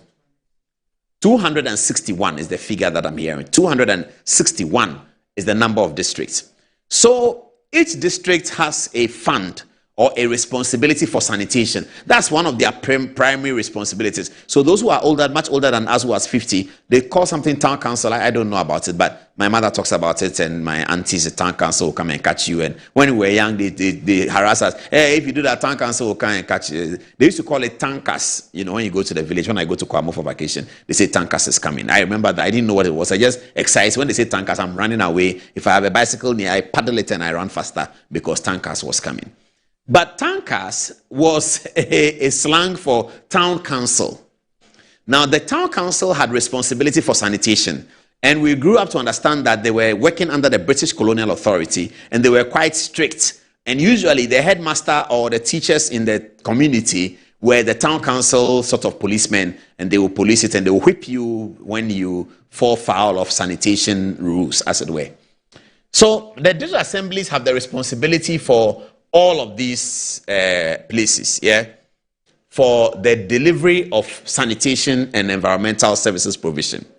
Over the last 10 years, we have been upgrading in sanitation because, you see, viewers, environmental services provision is not just collecting bola. It's a chain, and it begins from the farm. So the environmental, did you have it for me? Yeah, something like that. Great. So it starts from here, the produce. This is the sanitation chain. So when we say sanitation, we don't mean I set up Opongolo boys, East Legon boys, and then they go and collect bola. That's not what it is. Please tell Manasseh to tune in and let's educate ourselves on how the thing works. It's not simple like that. That East Legon boys, we form some organization, then we are doing Jama, then we go and collect bola. Where are we going to throw it? I'll come to that. It doesn't work like that. It's a composite and comprehensive environmental services provision drill. Okay, it's not simple. So it starts from here, the produce, the market. So the sanitation services provider must be interested in the farms He must be interested in where he must have capacity to be interested in and supervise the farms where the produce is coming from. This sanitation on food. And the farms must be clean. So Zoom Lion goes to clean the farms. It has to be clean. Then the farms come to the produce, the market. From the produce here, this is the farm, it comes to the market. When it comes to the market, the environmental services provider is there. Zoom Lion is cleaning Abobloshi market. Zoom Lion is cleaning Makola market. Zoom Lion is cleaning Kejetia market. Zoom Lion is cleaning Kintampo market. Zoom Lion is cleaning Tamale Central market. Zoom Lion is cleaning Bolgatanga market. Zoom Lion is cleaning Wa market. Zoom Lion is cleaning all the markets. As it cleans the market, it collects data. This is serious. It's not to go and bring Open Global, let them collect ball and throw it away. It doesn't work like that. Oh. Environmental services provision. When they are cleaning the markets, they are collecting data. They are understanding that this is what is happening in Makola. The same thing is happening in Kaswa market. The same thing is happening here. What do they do with the data? They send the data to their research center. There's a university at Zoom Lion called Environmental Services Provisions University. They have professors there. They send it there. They have machines. They have laboratories. They can do all that comprehensive work and share the data with government because government is their ultimate employer. So it's not a simple matter. So that comes to the market. Then the market then brings the produce to our homes. Then when it comes to our homes, Zoom Lion will follow us to the house and give us bins and say, put plastic in this, put this in that, put this in that. That's why Zoom Lion is always repeating 1 million bins, 1 million bins. The bins are a critical part of the supply chain for the delivery of environmental services to protect ourselves and to assist development. It's a big deal. It's not some small matter that go and bring some people and carry ball into it. And Manasseh says, oh, we can get another company. We can get another company, but we must get a company that can deliver the chain. Otherwise, you have severe floods. That's what is happening. Okay, so then the final one, Zoom Lion then collects now when they collect the thing from our homes, the environmental services provider must have a place to take it. He's not going to throw it in gutter. Otherwise, the refuse will come back into the society. We'll be sick, we'll have floods, and we may even die. But when he collects the baller, he must have landfills that he owns, or in modern day, he must have a recycling plant. Zoom Lion has a recycling plant, 3 in Accra, 2 in Kumasi, and 1 in all the other regional capitals. That's the profile of Zoom Lion. And he's partnered by the Hungarian government, the Danish government, and all of that. So when all of this comes, then Zoom Lion picks it from here, then he recycles it. Some of it is going to energy, some of it is going to etc. So over the last 10 years, let me get back the Ghana map, please. Over the last 10 years, governments have been working on, including the first Mills government, John Mahama government, from Kufuor's government, they've been working on how to achieve a uniform sanitation process for the entire country. Thankfully, by the time Akufo-Addo was leaving office, that had been achieved. So all other environmental service providers who were smaller, Zoom Lion was the biggest, but there were many others, they formed themselves into a group called ESPA, Environmental Services Providers Association, which has all of them in there, and they work together. And so by the close of Akufo-Addo's administration, all 261 districts had a similar contract of sanitation delivery, and the contract was central. And it was determined by the District Assembly Common Fund people because they were paying for it. So they no longer pay District A, this is your money for sanitation. District B, this is your money for sanitation. District C, 261. We should pay all of them one by one for them to go and look for their sanitation and environmental service providers. That's the argument from that group of civil society. That's the argument they are making, okay. But by the time Akufo-Addo ended, we had achieved it, so that everything was centralized. So District Assembly Common Funds called Zoom Lion, hey, come. This is 200 million for you. You are supplying bins to 6 million homes in Ghana across the country. Zoom Lion will go to China. They have a factory there, Zoom Lion factory. At every stage, Zoom Lion has at least 30 people in China, maybe more. They go there or call them and do it and bring the bins here and distribute it. Then they take the money from government. It is this money that Manasseh gets angry about, that Zoom Lion is getting too rich. So he goes to read, hey, Zoom Lion paid 261 million for bid. Hey! Tell him to calm down. Now that he's gone to a capitalist country in Nebraska, he should calm down. By now, I think Manasseh is beginning to understand. Now America is great. America helps all of us. I think now that he's gone to America, he's beginning to understand capitalism a little bit. And so rich people are not annoying him like the way they used to annoy him. I sincerely hope so. I love him. I pray for him that he will get a renewal of mind. You know, in the Bible, Apostle Paul said, be ye transformed by the renewal of your mind. You know, all of us have minds that needs to be renewed. But living in America and studying in America is great. And I hope he's beginning to get it. So the concern is that they say that everything is going to Zoom Lion. But that is the best way to do it. And there's nowhere in the world, when you go to the United Kingdom, and London has a population bigger than Ghana, the environmental service provider in London is probably one person. So that they can give him the money, clear the bins, clear the gutter, clear the this, clear the that. So local government can call Zoom Lion. Take this money, dredge all choked gutters in Ghana. They may count and say there are 7,000 of them across all districts. Go and dredge all ahead of the rainy season, and Zoom Lion will be up to it and dredge it. When Zoom Lion dredges and he takes the rubbish, he takes it to mid-year in Accra. If it's Accra, he takes it to mid-year. If it's in Kumasi, he takes it to that one. He has commissioned a plant in every region. And then they go and tell government that cancel Zoom Lion's contract. So Malik Basintale, who is watching ball in America, instead of being here, YEA, I'll come to that in a minute. Alaji, you are watching ball in America for what? Who told you to do that? Alaji, why are you always creating problem for yourself? Why are you going to see? You are YEA boss. We are in June. There is flooding. You are sitting in America watching ball. Are you really serious? The ball is not on your TV. Didn't your government, didn't John Dramani Mahama cough up 3 million to give to Ghana Broadcasting Corporation to show the ball? They cough up money from the government that we could have used to pay YEA workers because all Ghanaians must watch football. Then they cough up the money and they give it to Ghana Broadcasting Corporation so that all of us can get football. You, Youth Employment Agency, in June, it's raining. You are wearing yellow jersey to Philadelphia to go and watch ball. Are you the GFA president? Are you the deputy minister of sports? Are you serious, Alaji? Anyway, you leave him alone. I don't want to fight with him today. So you take that out and make a separate video on that. This one is what has happened. So they said Zoom Lion out. Now, they were hoping that they could replace Zoom Lion very quickly. So they passed a new rule, which is a devastating rule. Now, the rule is that an environmental services provider like Zoom Lion cannot provide services for more than 3 assemblies. The guy who has capacity to deliver 261, they now say that he cannot deliver more than 3. 1, 2, 3. So he's not interested because his equipment, it will be a waste of the equipment. So guess what? Over the last 1 year that Zoom Lion's contract has been terminated, Zoom Lion is now in 29 African countries. He has a contract in Lagos. Lagos population is 35 million. Ghana population is 32 million. Lagos population is 35 million. Zoom Lion has a Lagos contract for 25 years.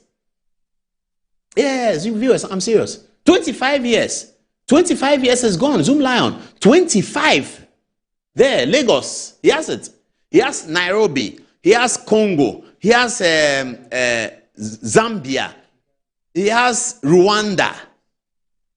If Zoom Lion was a thief, as Manasseh Azuri would like us to know, why is he getting all these contracts? You think the Lagos people, they don't verify people before they employ them? Okay, if Lagos doesn't verify, Nairobi doesn't verify. If Nairobi doesn't verify, Liberia doesn't verify. If Liberia doesn't verify, Zambia doesn't verify. If Zambia doesn't verify, and they are all Africa, so they don't verify. The Hungarian government, who has given Hungarian government's taxpayers money to Zoom Lion to establish plants in Africa, they too, they are European, they didn't verify.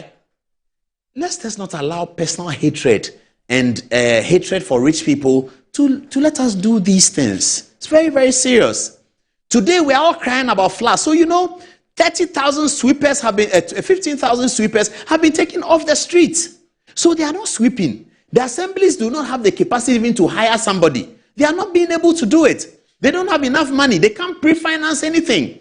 Zoom Lion is still owed by government maybe 3-4 years of work he's done. I don't even know whether all his COVID money has been paid. But you go and give it to a new person, they don't have capacity. They are waiting for mobilization to come from Arthur Forsen. Arthur Forsen is at the Bank of Ghana. He's having a meeting with Governor Siama. They will not finish the meeting now. The rain is falling. You need a provider who can come on the ground and deal with it. And that is why successive governments in Ghana over the last 10 years, they have come to this conclusion that environmental services provision must be done by an amalgamated body led by Zoom Lion. That's it. And you know, Chairman Zoom Lion felt so bad that this morning he hit the road with his people to see what he can do as a Ghanaian. When we talk about Ghanaian business, then you think if he was a Swedish man, he would care. You've cancelled his contract. He's at home. He's working in other countries. Why will he go anywhere? But this morning, Joseph Siawa, Japan, on the road, he knows that his contracts have been cancelled. He knows that the civil society has gone to do concern to President Mahama. So President Mahama has cancelled the 1 year contract. Zoom Lion is aware. Everyone is aware. He's around. He was not even in town. He rushed to town. And this morning, he's trying to see what he can do. When I went to the office, I was asking them, what are they going to do? And they said, well, chairman is going around. When he comes back, he'll tell them what to do. I mean, what is this? What kind of country are we? He's going around trying to see his best. He's trying to do his best. Look at the people. Look at their faces. They're all wondering, but what is happening? How are you doing Lagos and you are not doing Ghana? How are you doing Ethiopia and you are not doing Ghana? When Ethiopia is bigger than Ghana, Lagos alone is bigger than Ghana, and you have been allowed to do it by the government over there, why are they not allowing you to do Ghana? And that's a question everybody's asking. Let's go to the, this is all, yes, this is part of the Zoom Lion tour. Let's go to the Manasseh one, and then I'll come to Dr. Bawumia's very, very golden response to the floods. So, as it is, Amissah-Arthur, no, not this one. Let's do the first one first. The other one first. Amissah-Arthur was getting butterflies in his stomach when he saw social media people saying that, look, get Zoom Lion back to do the work. Get Zoom Lion back to do the work. Get Zoom Lion back to do the work. So he wrote, whoever uses the floods as an excuse to award, I think he wanted to say new contract, but because he was in a hurry, he was in such a hurry to type the thing, his stomach is dying. He's afraid that, hey, they're going to award Zoom Lion another contract. What does Manasseh lose if Zoom Lion is awarded a contract? And Zoom Lion is able to deliver so that the floods are manageable, better managed than what we are getting today. What does he lose? But it looks like he loses something really significant. It says, whoever uses the floods as an excuse to award news contract to Zoom Lion is a thief. Zoom Lion is the problem, not the solution. Well, fair enough, you can say all he wants to say, but you know, Manasseh has had a very popular streak with these things he's been saying, but something has changed. Let's go to the comments. The comments under the post. Okay, so Ajua Ohinewa says that, suggest an alternative if you think the company is not good enough. Your bitterness stems from the fact that Nanado didn't terminate their contract. I'm not saying it all. And Manasseh used to say these things and get very popular with it. And he even won a scholarship with it. Here we are. Ajua Ohinewa is telling him that, Massa, suggest an alternative and stop your bitterness. Then Eric Kwesi says that CEO of Pull Him Down, Amissah-Arthur, enviness in Kwan. Viewers, you see what I've been saying? I'm not the one saying it. Amissah-Arthur put his own post there, thinking that the popular streak was going to continue, and people were going to come and say, yes, his Zoom Lion is a thief.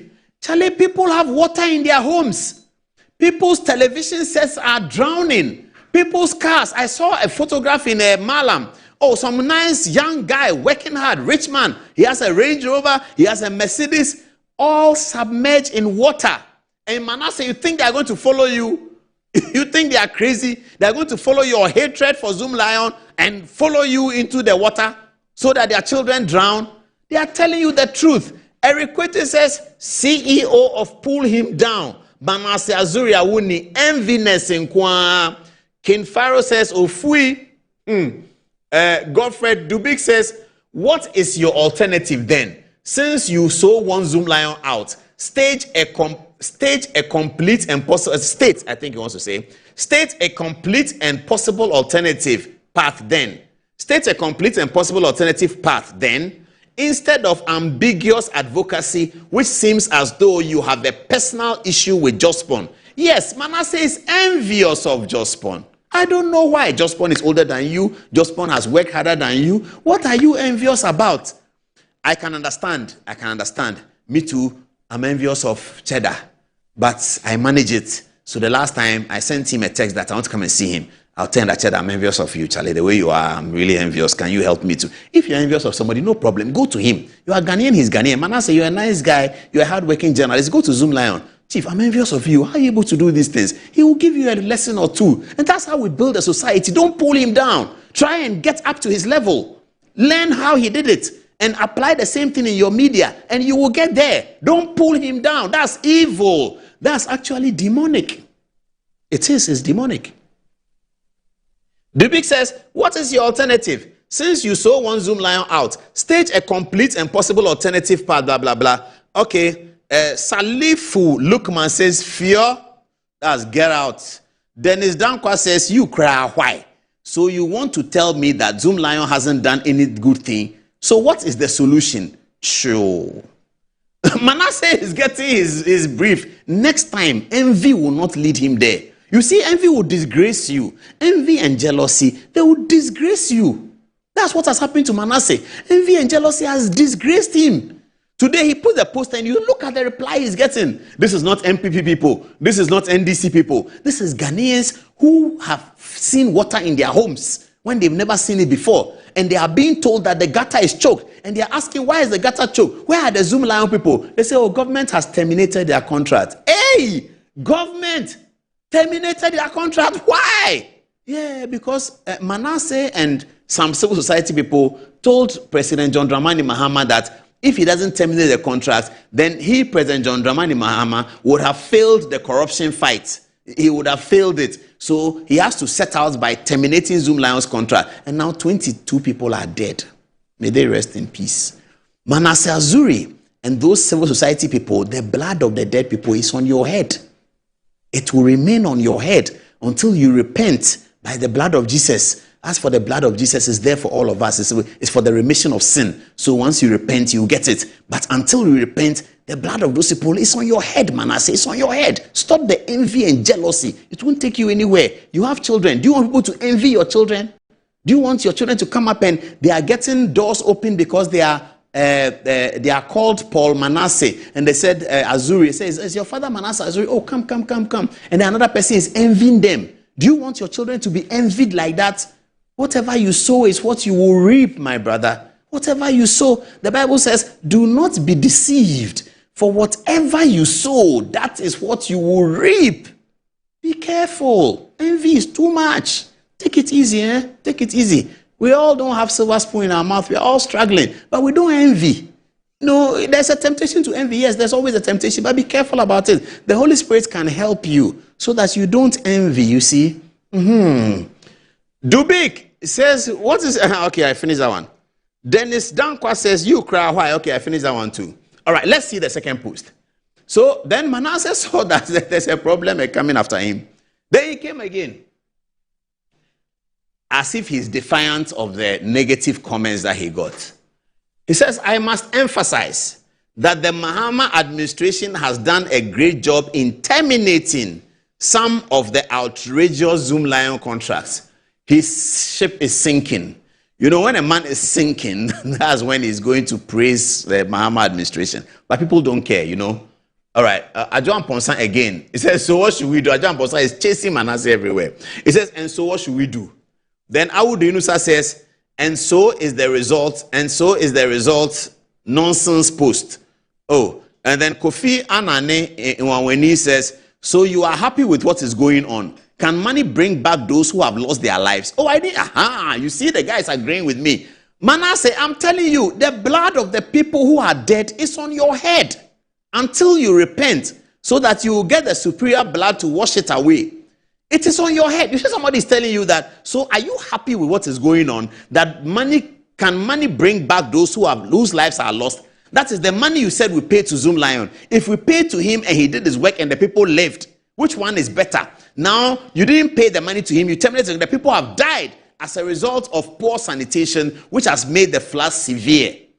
And people are died. Now the flood is fatalistic. Dr. Bawumia says we should call a state of emergency. And I agree with him. And many Ghanaians agree with him. This is a state of emergency. If 22 people can die in one part of Accra on flood, it's a state of emergency. And it's caused and sponsored by the envy and jealousy of Amissah-Arthur. It's sad, isn't it? It's so sad. Oh. Then Thomas Arthur says, go clap for yourself. We all day inside. That's what it is. Then Freddie Kindodu says, Amissah-Arthur Awuni, stop misleading people. How can there be a cancellation of a contract when the old administration under the sterling leadership of Mr. Kofi Japan refused to renew the contract when it expired? A contract that has expired, and there cannot be any termination of any contract. This guy is political. So he says that MPP didn't renew it. So what are you talking about? GC Cha says that when you know you messed up but try to cheer yourself. Oh, that's what I'm saying. That's the same thing I'm saying. He's a sinking man. His opinion is sinking. Everyone has seen through it that the envy and jealousy that they all followed has occasioned death to Ghanaians. That's how severe envy and jealousy can be. You follow it, people die. He says, when you know you have messed up, but you are trying to cheer yourself up. And then Emir Asani says, you have reduced our perennial crisis to a Zoom Lion problem. Stop it. And Yao Edubwahi says, what is the effect now? You are not serious. More violent. Vincent in Cancer says, can you venture into waste collection and spare us this ugly noise? Whilst people are dying and properties are being washed away, all that you think about is contract termination. Did Jospon die after the termination? This is very loaded. I like it. Vincent in Cancer, are you an economist? He says, can you venture into waste collection and spare us this ugly noise? Whilst people are dying and properties are being washed away, all that you think about is contract termination. Did Jospon die after the termination? That's sense to Manasseh's ears. This is a lot of common sense, heavy, deep common sense into his ears. Jospon didn't die. He actually became global. Kwabena Techi says, you talk too much. What is really your problem with Zoom Lion? And then another one says, yes, they are not perfect, but this your witch hunting, dear. Total witch hunting. Total witch hunting. Let's see how Dr. Bawumia responded to this very beautiful situation. The first one came with do we still have an interview tonight? We do, yeah? Yes, okay. The first one came with this one. It says, this morning, my thoughts and prayers are with the thousands of our people affected by the floods. My deepest sympathies to those who have lost their loved ones, properties, and those who have been forced out of their homes. I urge citizens to comply with all directives issued by the government and to cooperate fully with the institutions mandated to address the situation. I also urge the emergency services and all relevant authorities to do everything possible to reach those in need and assist them. We will get through this difficult time by caring for one another. May God bless our homeland, Ghana. The big part of which I'm going to show you, viewers, now is let's go to the NDC campaign. Let's go to the NDC campaign. I'll show you two videos of the NDC campaign, one by the president and one by Samuel Jemfi, talking about floods. Have a look at this. Let's see this.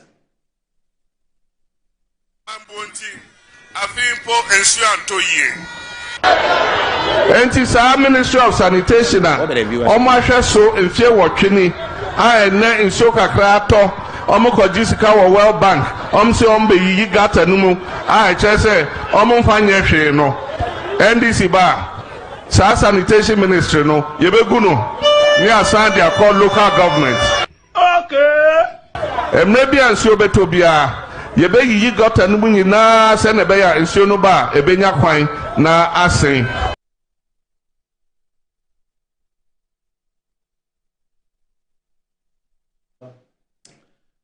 Yes, that was the president who said that the Ministry of Sanitation is useless, and so he's going to cancel it.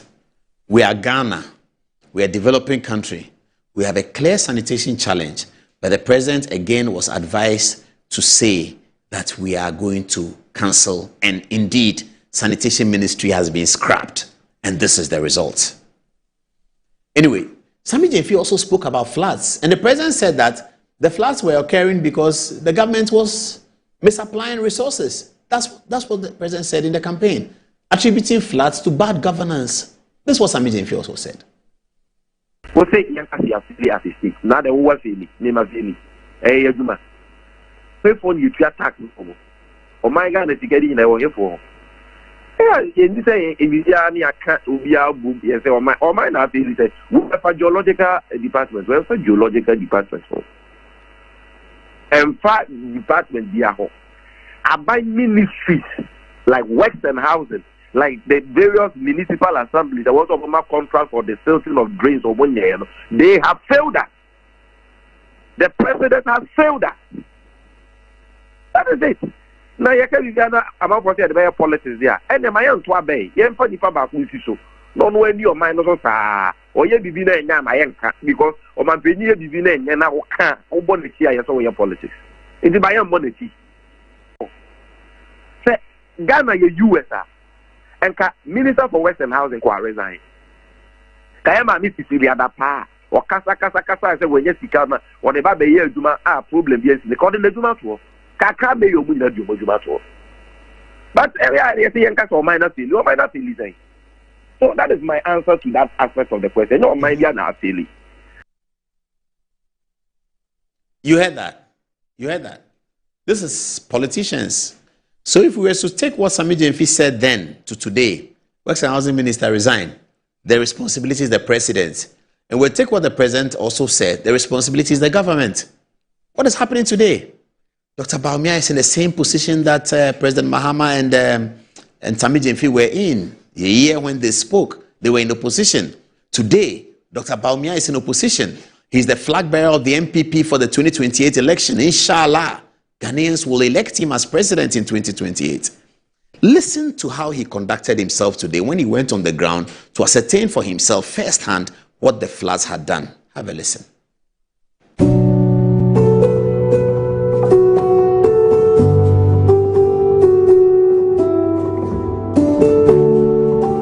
We've been hit by tragedy, and this is a tragedy for all of Ghana. It isn't a tragedy just for Accra.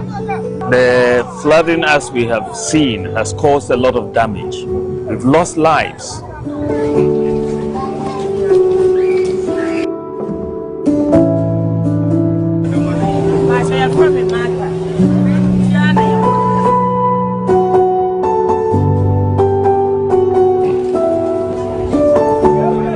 At the end of the day, I want Ghanaians, all of us, to come together. I don't want what is happening to break down into a partisan battle amongst the parties. There's a real issue of flooding facing Greater Accra region. And that issue is something that requires immediate and urgent solutions. And I think that is where we should focus on. How do we solve the problem? We shouldn't get into blame games. We should focus on how we can quickly solve the problem. We are proud of you.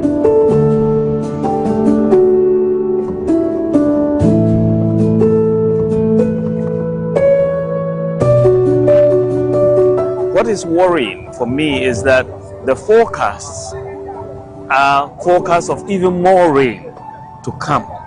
And if this is going to be more rain, I believe that the government could also consider even declaring a state of emergency so that we deal with this in that particular format, that a state of emergency is declared, because this is a real big problem for this country, and we have to put all our energies, all our talents, all the engineers, all the hydrologists, we have to bring everybody together, regardless of party, because this is for Ghana, and let us do it for Ghana. Let us come together for Ghana and solve this problem for our country. Let's do this together, and let's provide relief, immediate relief, to the people who are affected.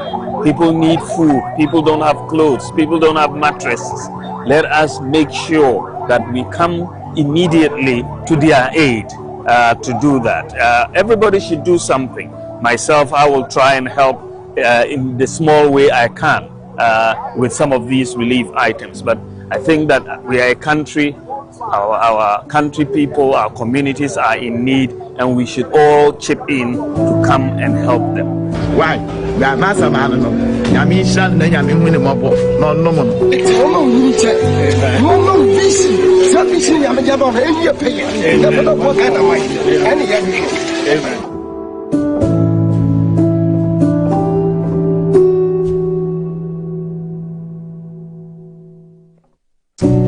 Couldn't he also have said something about, they always blame the government? Is it not the same people who said this and the same people who said? He could have done that. But that's not, that kind of politics must come to an end at some point if we have to uplift our country. That kind of politics where advantage is taken off of everything. Samija, if he says, then we shouldn't to ababium and let's blame Oman-Penyi. If today we want to blame Oman-Penyi for it, what do? This President Mahama on a Facebook post in 2024, he said, the recent heavy downpours in Accra and other parts of the country have led to extensive destruction of property and, according to reports, the loss of life of a young schoolboy. This has exposed the government's failure to manage and prevent floods effectively and evokes deep concern about its lack of comprehensive flood prevention and management plan. Many areas that in the past were unaffected by flooding today become inundated with the least rainfall. That was President Mahama. He said the government has been exposed. Its failures has been exposed. Dr. Bawumia in same situation.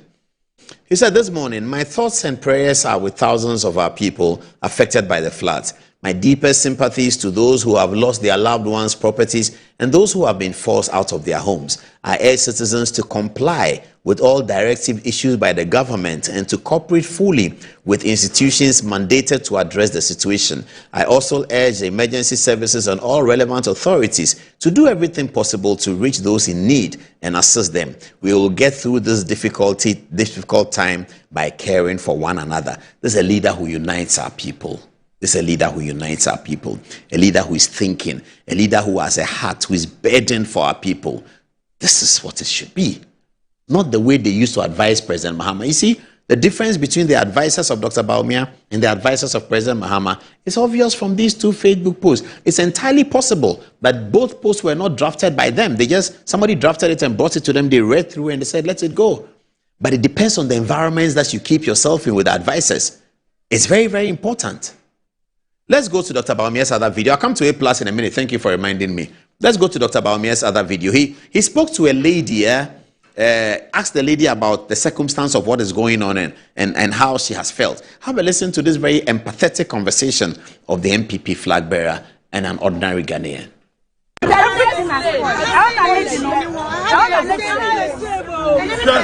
Oh, to me, come here. What the say? You have problem, no? Or them one number. Why? We love you. Help us so that we can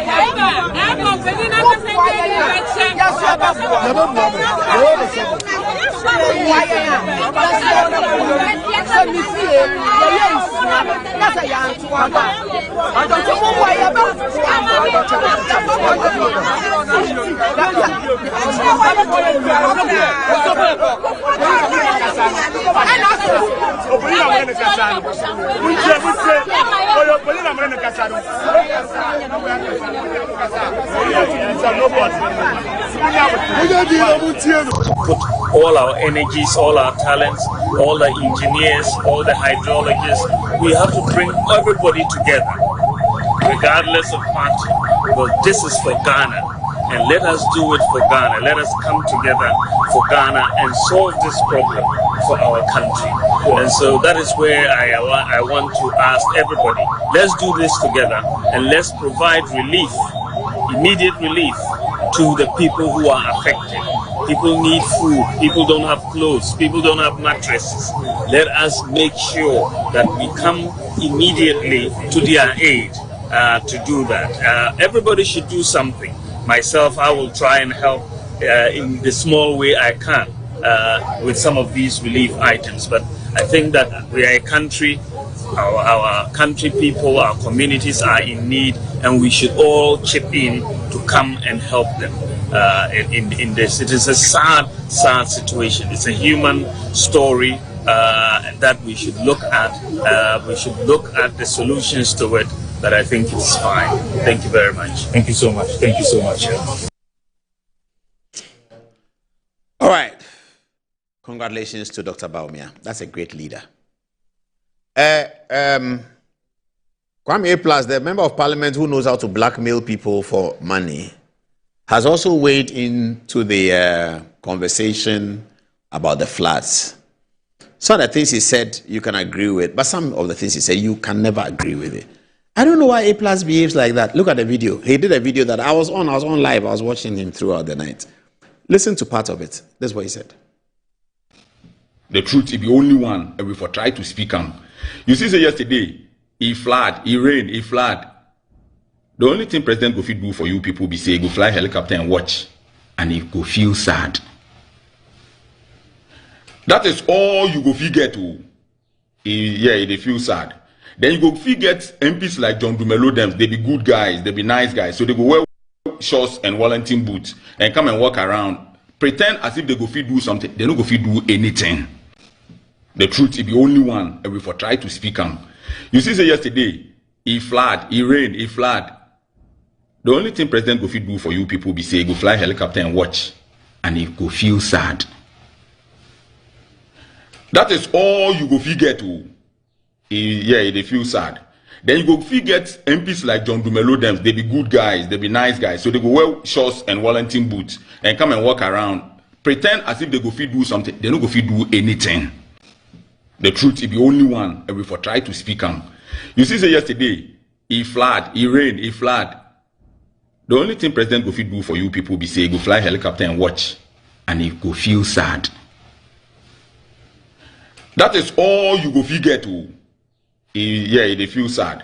Then you go feel get MPs like John Dumelo them. They be good guys, they be nice guys. So they go wear shorts and Wellington boots and come and walk around, pretend as if they go feel do something. They don't go feel do anything.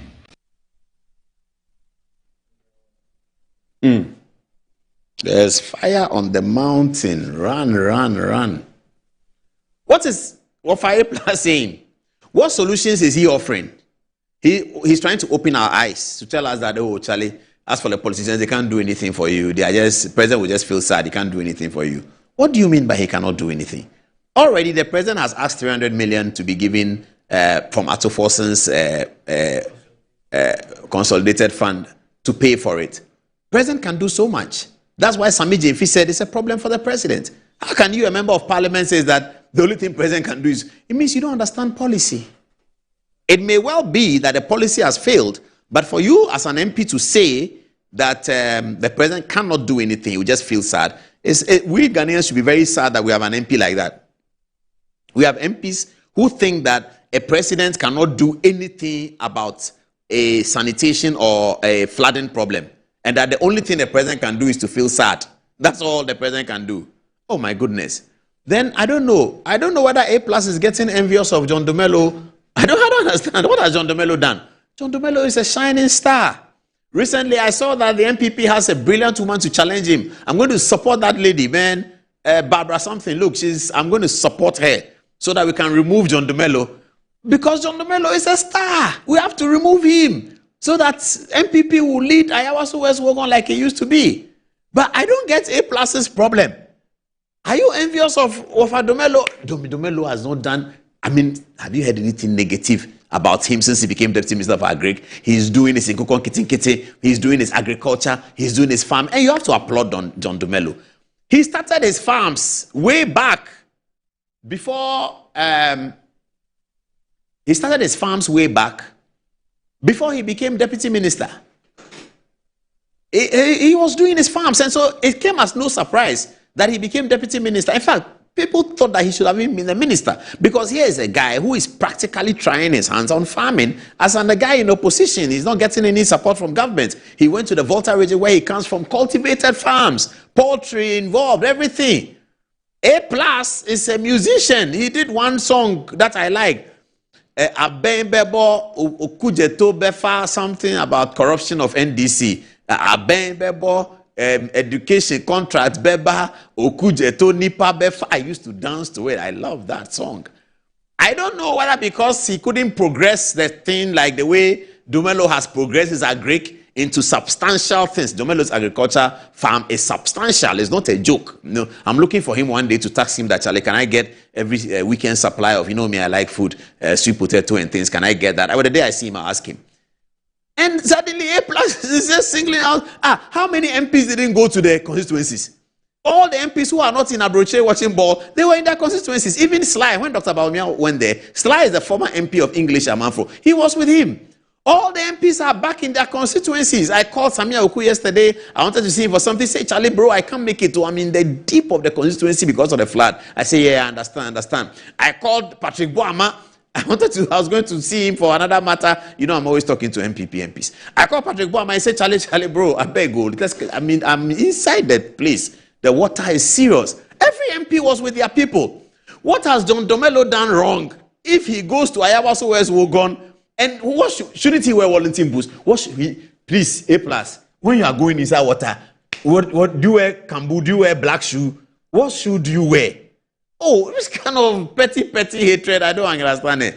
John Domelo, sorry, Charlie, I'm so sorry. The guy is hating on you, pa. What have you done to him? John, you that maybe you've done the thing that they say sometimes you do to him. You have gone to take his... Okay. Let me leave it there. I won't say this is national television. But John Domelo knows what I mean. He is my friend. He knows. John Domelo, that we have gone to now find our own Barbara to come and remove him because he is worrying us. A+ is hitting on one of the stars of the side of parliament that you sit. A+, you sit on the side of the majority. John Domelo is undoubtedly one of the superstars of the majority side. If you ask Muhammad Aga, he will say so. A young man who has distinguished himself in agriculture in Ghana. How many young people who are superstars on the screen and who have finished university and feeling good will go and dirty their hands in agriculture? John Domelo did it. He's an Akora from Achimota School. He went to dirty his hands inside the thing and did agriculture. And then you are sitting down, you play one song, Okujeto, Vefa, Sika, and things, we use it to win election, we finish winning the election, you say you don't like our party again, you join NDC, no problem, we are applauding you for going to parliament. Then you are making your video about floods, you single out John, what has John Domelo done? He shouldn't go to, John Domelo shouldn't go to Ayawaso West Wogon, he should sit down and be there, and the people are dying, and he shouldn't go there.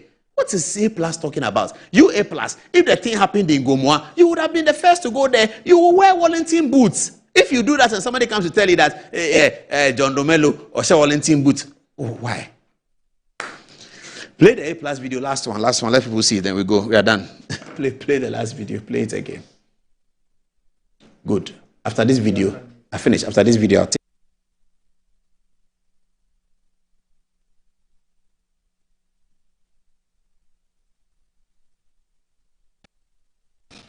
The truth, he be only one, and we for try to speak on. You see, say yesterday, he flood, he rained, he flood. The only thing President Kofi do for you people be say, go fly helicopter and watch, and he go feel sad. That is all you go get to. They feel sad. Then you go get MPs like John Dumelo them. They be good guys, they be nice guys. So they go wear shorts and Wellington boots and come and walk around, pretend as if they go do something. They don't go do anything. The truth, he be only one, and we for try to speak on.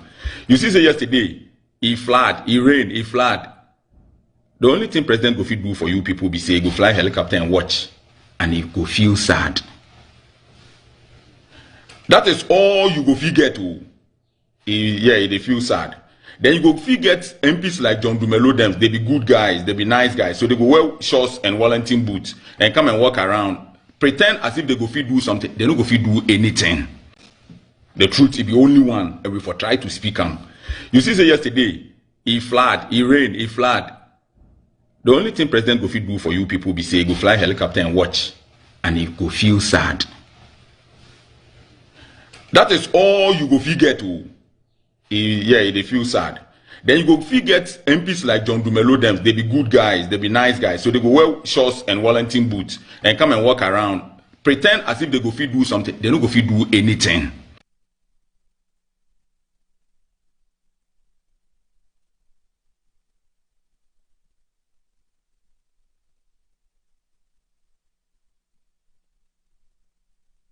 All right, shifting away from politics. It's past 11:15 though, but forgive us, viewers. Shifting away from politics, we're going to talk about a very important subject matter, mental health. Before then, though, Equia, what are people saying about what we said?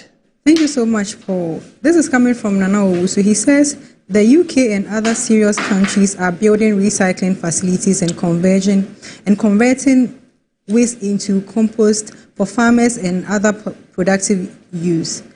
Due to lack of foresight, the NDC has cancelled several evidence-based initiatives introduced by the previous NPP government, including drone medical services, electronic NHIS patients records, and Zoom Lion sanitation and recycling contracts. Instead, they have turned the YEA into a turkey berry production scheme while also cancelling the Zoom Lion sanitation and recycling contracts. Shame on them. Again from Nana Owusu, he says, Paul, remind the Gen Zs that the same thing happened in 2015 under the NDC government when about 300 Ghanaians lost their lives. This feels like the return of the mark under JDM. Nothing but floods. Nixon Egan says this flooding situation is a testament to the incompetence of the John Dramani Mahama-led NDC government. The flood task force is just a waste of space and an avenue to enrich the corrupt political class in government with funds that ought to be used to curb the perennial flooding in Accra and other cities. Again from Nana Owusu, he says, Paul, they have employed 50 cleaners across Cape Coast, and most of them are NDC apparatchiks, carrying brooms and other cleaning tools. The NDC has taken the country back to the Stone Age. There's no planning, and they have been talking about it for far too long. And finally, from Master Planner Jr., he says, the recent floods in Accra are so devastating. My deepest condolences to the families who lost their loved ones.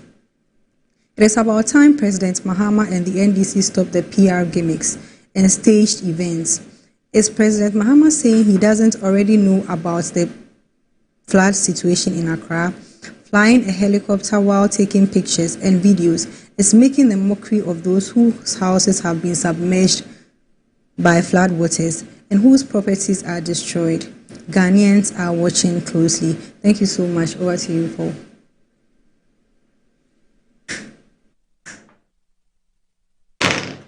I just reading somebody saying that the U.S. Supreme Court has no idea what it has done for African politicians by upholding birthright citizenship. That's interesting. We're planning to start a new segment on this show called What is Next in the World. It's going to start very soon. You can watch it on our website as well. Our website is almost up. It's going to come up very soon, and we're working on it. Okay, now I have the all-important interview. Those who go to work tomorrow, I will not begrudge you. You can go to bed. This video will be on your phone in the morning. When you wake up at 7 o'clock or 6 o'clock, when you get to the office, just go to Good Evening Ghana Official and follow us, and this video will be on. So you can go to bed. Good night if you have to. Thank you so much for staying with us. Those who can wait. Young men, you are 27 years, don't go anywhere. Listen to this. It's very important. It's about mental health. I have here a pharmacist, Kwesi Oseusu, who is joining me to help us understand some of these matters. Pharmacist, good evening. So what's the state of mental health in Ghana? So the state of mental health, if you're looking at globally, this current generation is one of the generations that have been very vocal about mental health. Taking UK into consideration, which is where I work, during the COVID, we actually saw the highest ever cases of mental health challenges whereby there was not a lot of support. Young people have to wait for 6 months to even see a doctor because the COVID had a toll on the number of cases. There was a whole backlog and there was not enough doctors to support. How do you identify a mental health case? We identify by using the diagnostics, which is we use the ICD-10 or ICD-11. It depends on the current update, which is the International Classification of Diseases, which the psychiatrist or the clinician have to take the person through all these assessments, asking questions. The person must voluntarily present himself. The person can voluntarily present themselves, or it might be the family who have seen the traits and would present the person for further checks. Which, when I had... But do you have a culture in the UK where people are more amenable to being told that you need a mental health check? If you tell me that I need a mental health check, I'll tell you that you are suggesting to me that I'm mad, and I'll fight with you. You wouldn't actually approach the person in that kind of manner. I'm talking about a relative or a friend. Yes, you know. But you approach the conversation in a more comfortable way, i.e., if you've seen some changes. Let's say, Mr. Paul, I've actually seen that maybe I'm a colleague of yours. I've seen your mood changing of late. I'll engage in a conversation. I'll ask you, is it your matter if my mood is changing? So what? For the sake of your health, I would actually suggest to you, it's not something that you can force on people, but you would actually make a suggestion. And if there's anyone who is closer to you, like a family member, you could actually have a word with that person to at least convince you. But the culture in Ghana does not really support that. The culture in Ghana doesn't support that, but there is an involuntary kind of support that you can get from the court, which when I spoke to a lawyer when I came to Ghana to do my roundtable conversation, she shared with me that you can actually go for an involuntary kind of support from the law court, whereby the person can be taken to court, to the facility involuntarily to be assessed in order to be compelled. Yes. So you get an order. Exactly. And get a court order suggesting that the person is dangerous to the society. Exactly. To themselves or to but that's really the madman, what we in Ghana call madman, who is half naked on the street. But if you tell a regular person, and mental health is probably more pronounced from what I saw in England among regular people than those that we call, those are categories, those that openly come out as not being able to connect to the environment.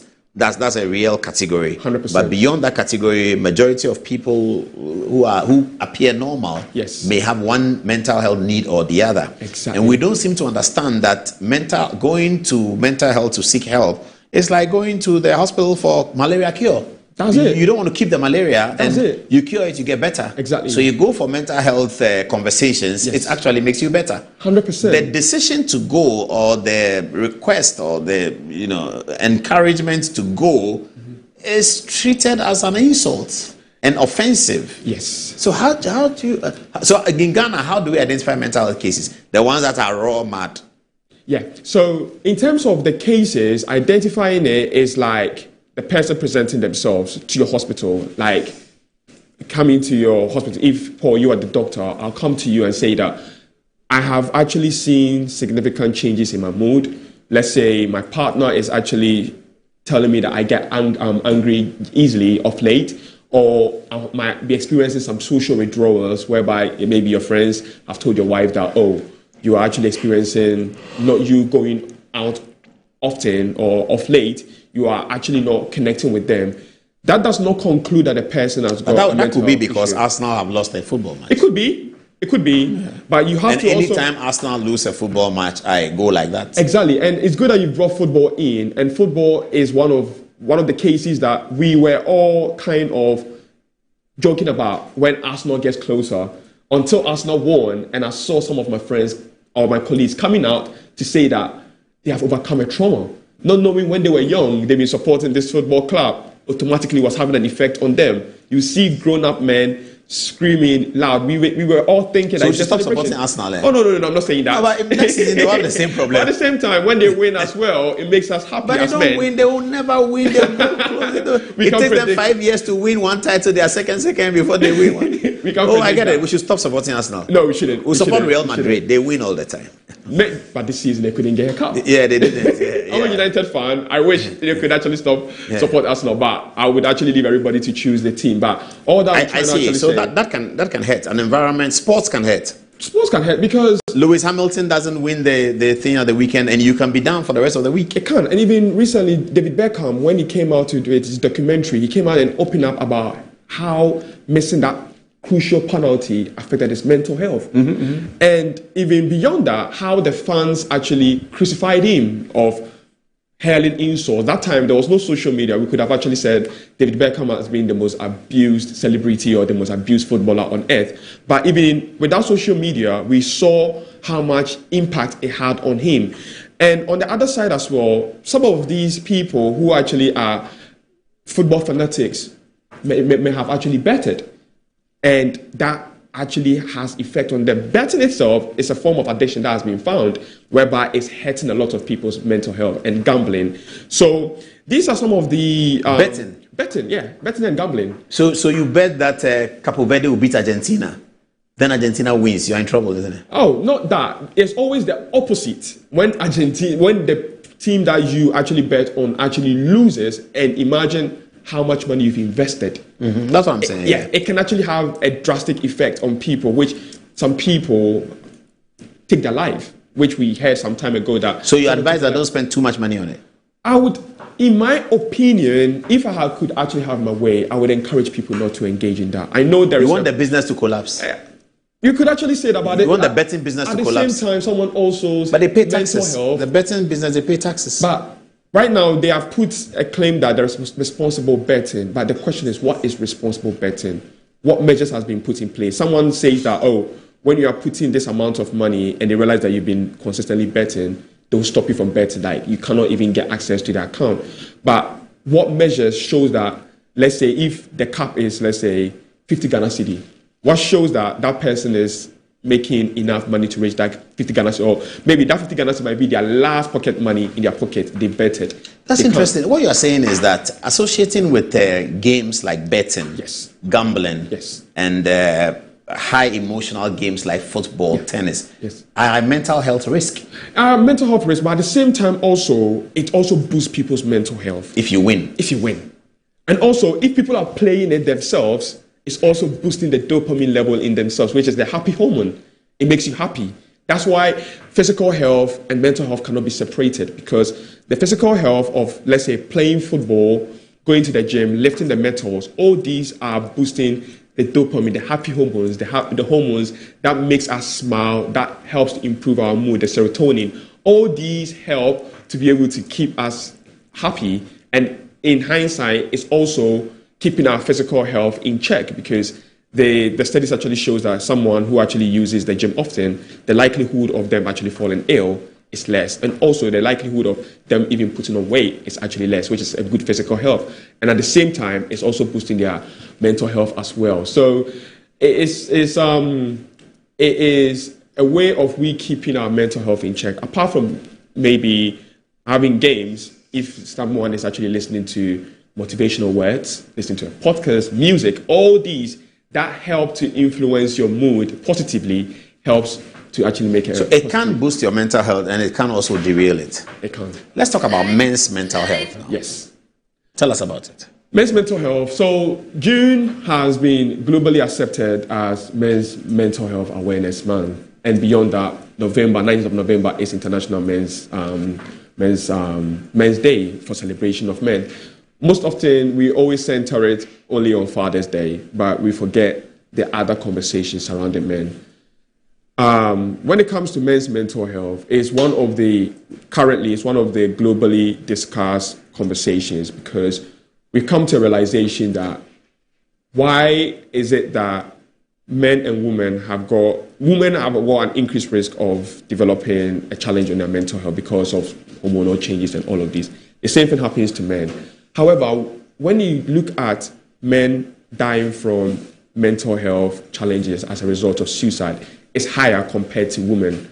So what is going wrong? We came to the realization that men don't often talk about their mental health for so many reasons. Some of them are due to stigma, lack of trust, our natural egos. Mental health, like what? Like I'm experiencing a broken heart. Men don't say that. Men hardly. But when we're in school, we laugh at them. Exactly. So they're laughing at them. No, we get to know. Even if you don't say it, we get to know. You get to know. But the laughing at the person is what have shied a lot of people away from even speaking about it. No, I'm saying that in common also, whether you say it or not, we'll know. You know. Yeah, we'll deal with you, yeah. We also saw some of the videos that have been circulating on our social media platforms, whereby there's this guy who invested much in the lady, and the lady actually turned out to actually, break away from the relationship. All these might be funny, but on the hindsight, are we actually helping the person after making the jokes? So the men don't share their low emotional moments. They don't share it. Even if I've lost a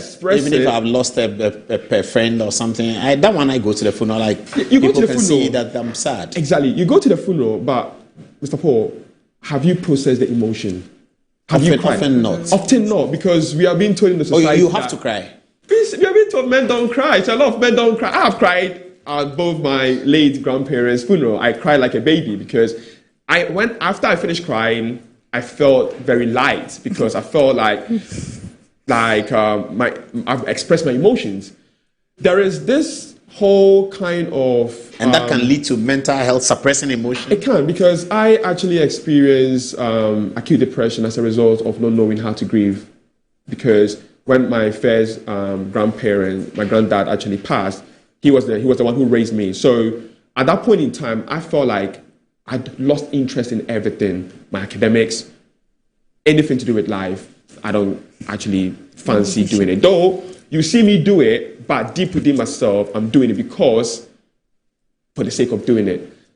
And I actually didn't know that I was going through depression until I sneaked myself to go on Google, because in a typical African home or Ghanaian home, who are you to go and talk about mental health? I've never seen anyone talk about it in my household, in my community at that time.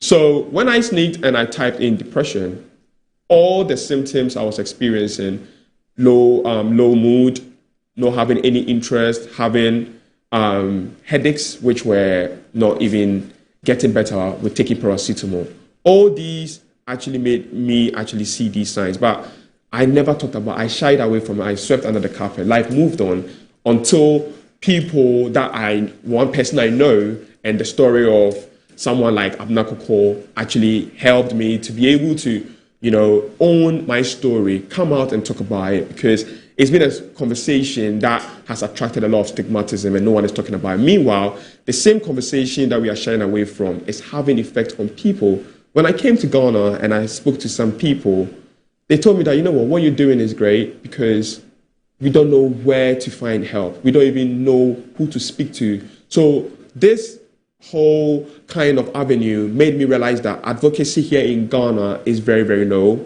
I sat down with a friend who's a psychiatrist, and he shared the same kind of experience. He says the help is available, because I used to think there are only 3 places that you can get support for psychiatry support, which I thought was Accra Psychiatric Hospital. I thought it was Ankafo and that Pantine. But he told me that, do you know that every teaching hospital in this country has got a psychiatric unit? Konfonoche has got theirs, Kolebu has got theirs, Tamale has got theirs. So it made me realize that, okay, so what is the issue? The issue is lack of adequate advocacy. We are not advocating enough. We are not talking about it on mainstream channels enough. But you'll be surprised that people are suppressing their emotions, especially men. Women too are going through it, but a woman will tell you how she feels, or she'll get a friend to be able to express it, and they feel better. But with men, you go to bed with a problem, you wake up with a problem, you go to work with a problem. So every time you're working, the problem is there, but you are looking for a way to unload it, but you don't know who to or where to. So that is what have actually led me to really take this month's Men's Mental Health Awareness Month very serious. That I've been on tour speaking about it on various media platforms. Wow, that's very, very interesting.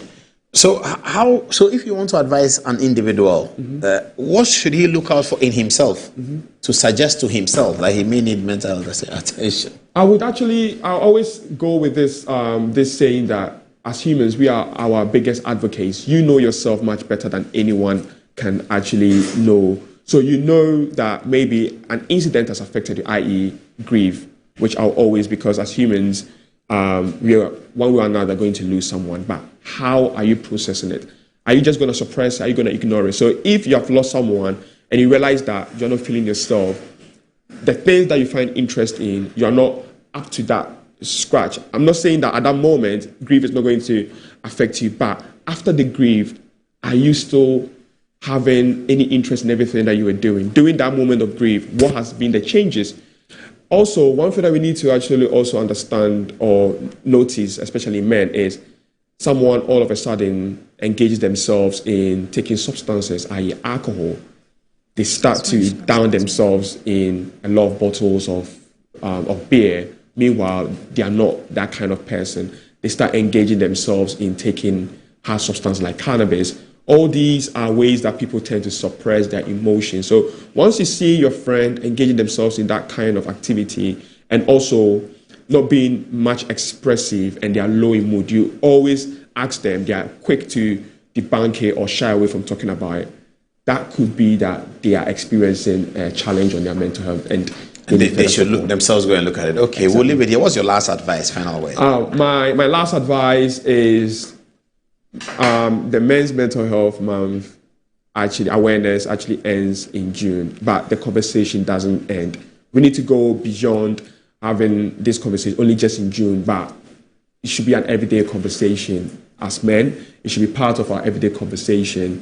When you meet your friend and you're checking up on them, add that as part of the conversation. And if you're someone or you are an organization who is looking for a speaker or collaboration, you can actually contact me on my email at ookshelf@gmail.com. I'm available on all the social media platforms, Instagram and TikTok at the Shelf Conversation Podcast, and on YouTube, where my podcast and other streaming platform is the Shelf Conversation Podcast. So let's engage ourselves in these conversations to be able to promote a healthy society. Okay, that's it for Good Evening Ghana. Thank you very much for joining us. We'll be here again on Thursday. By that time, it will be just 24 hours for the Black Stars to take up the field in Kansas in the United States against Colombia in the round of 32 of the 2026 World Cup. We wish the Black Stars all the best. Our support will start from tomorrow. Keep an eye on our Facebook page. Big deal. Thanks for watching. Good night. We'll be back on Thursday.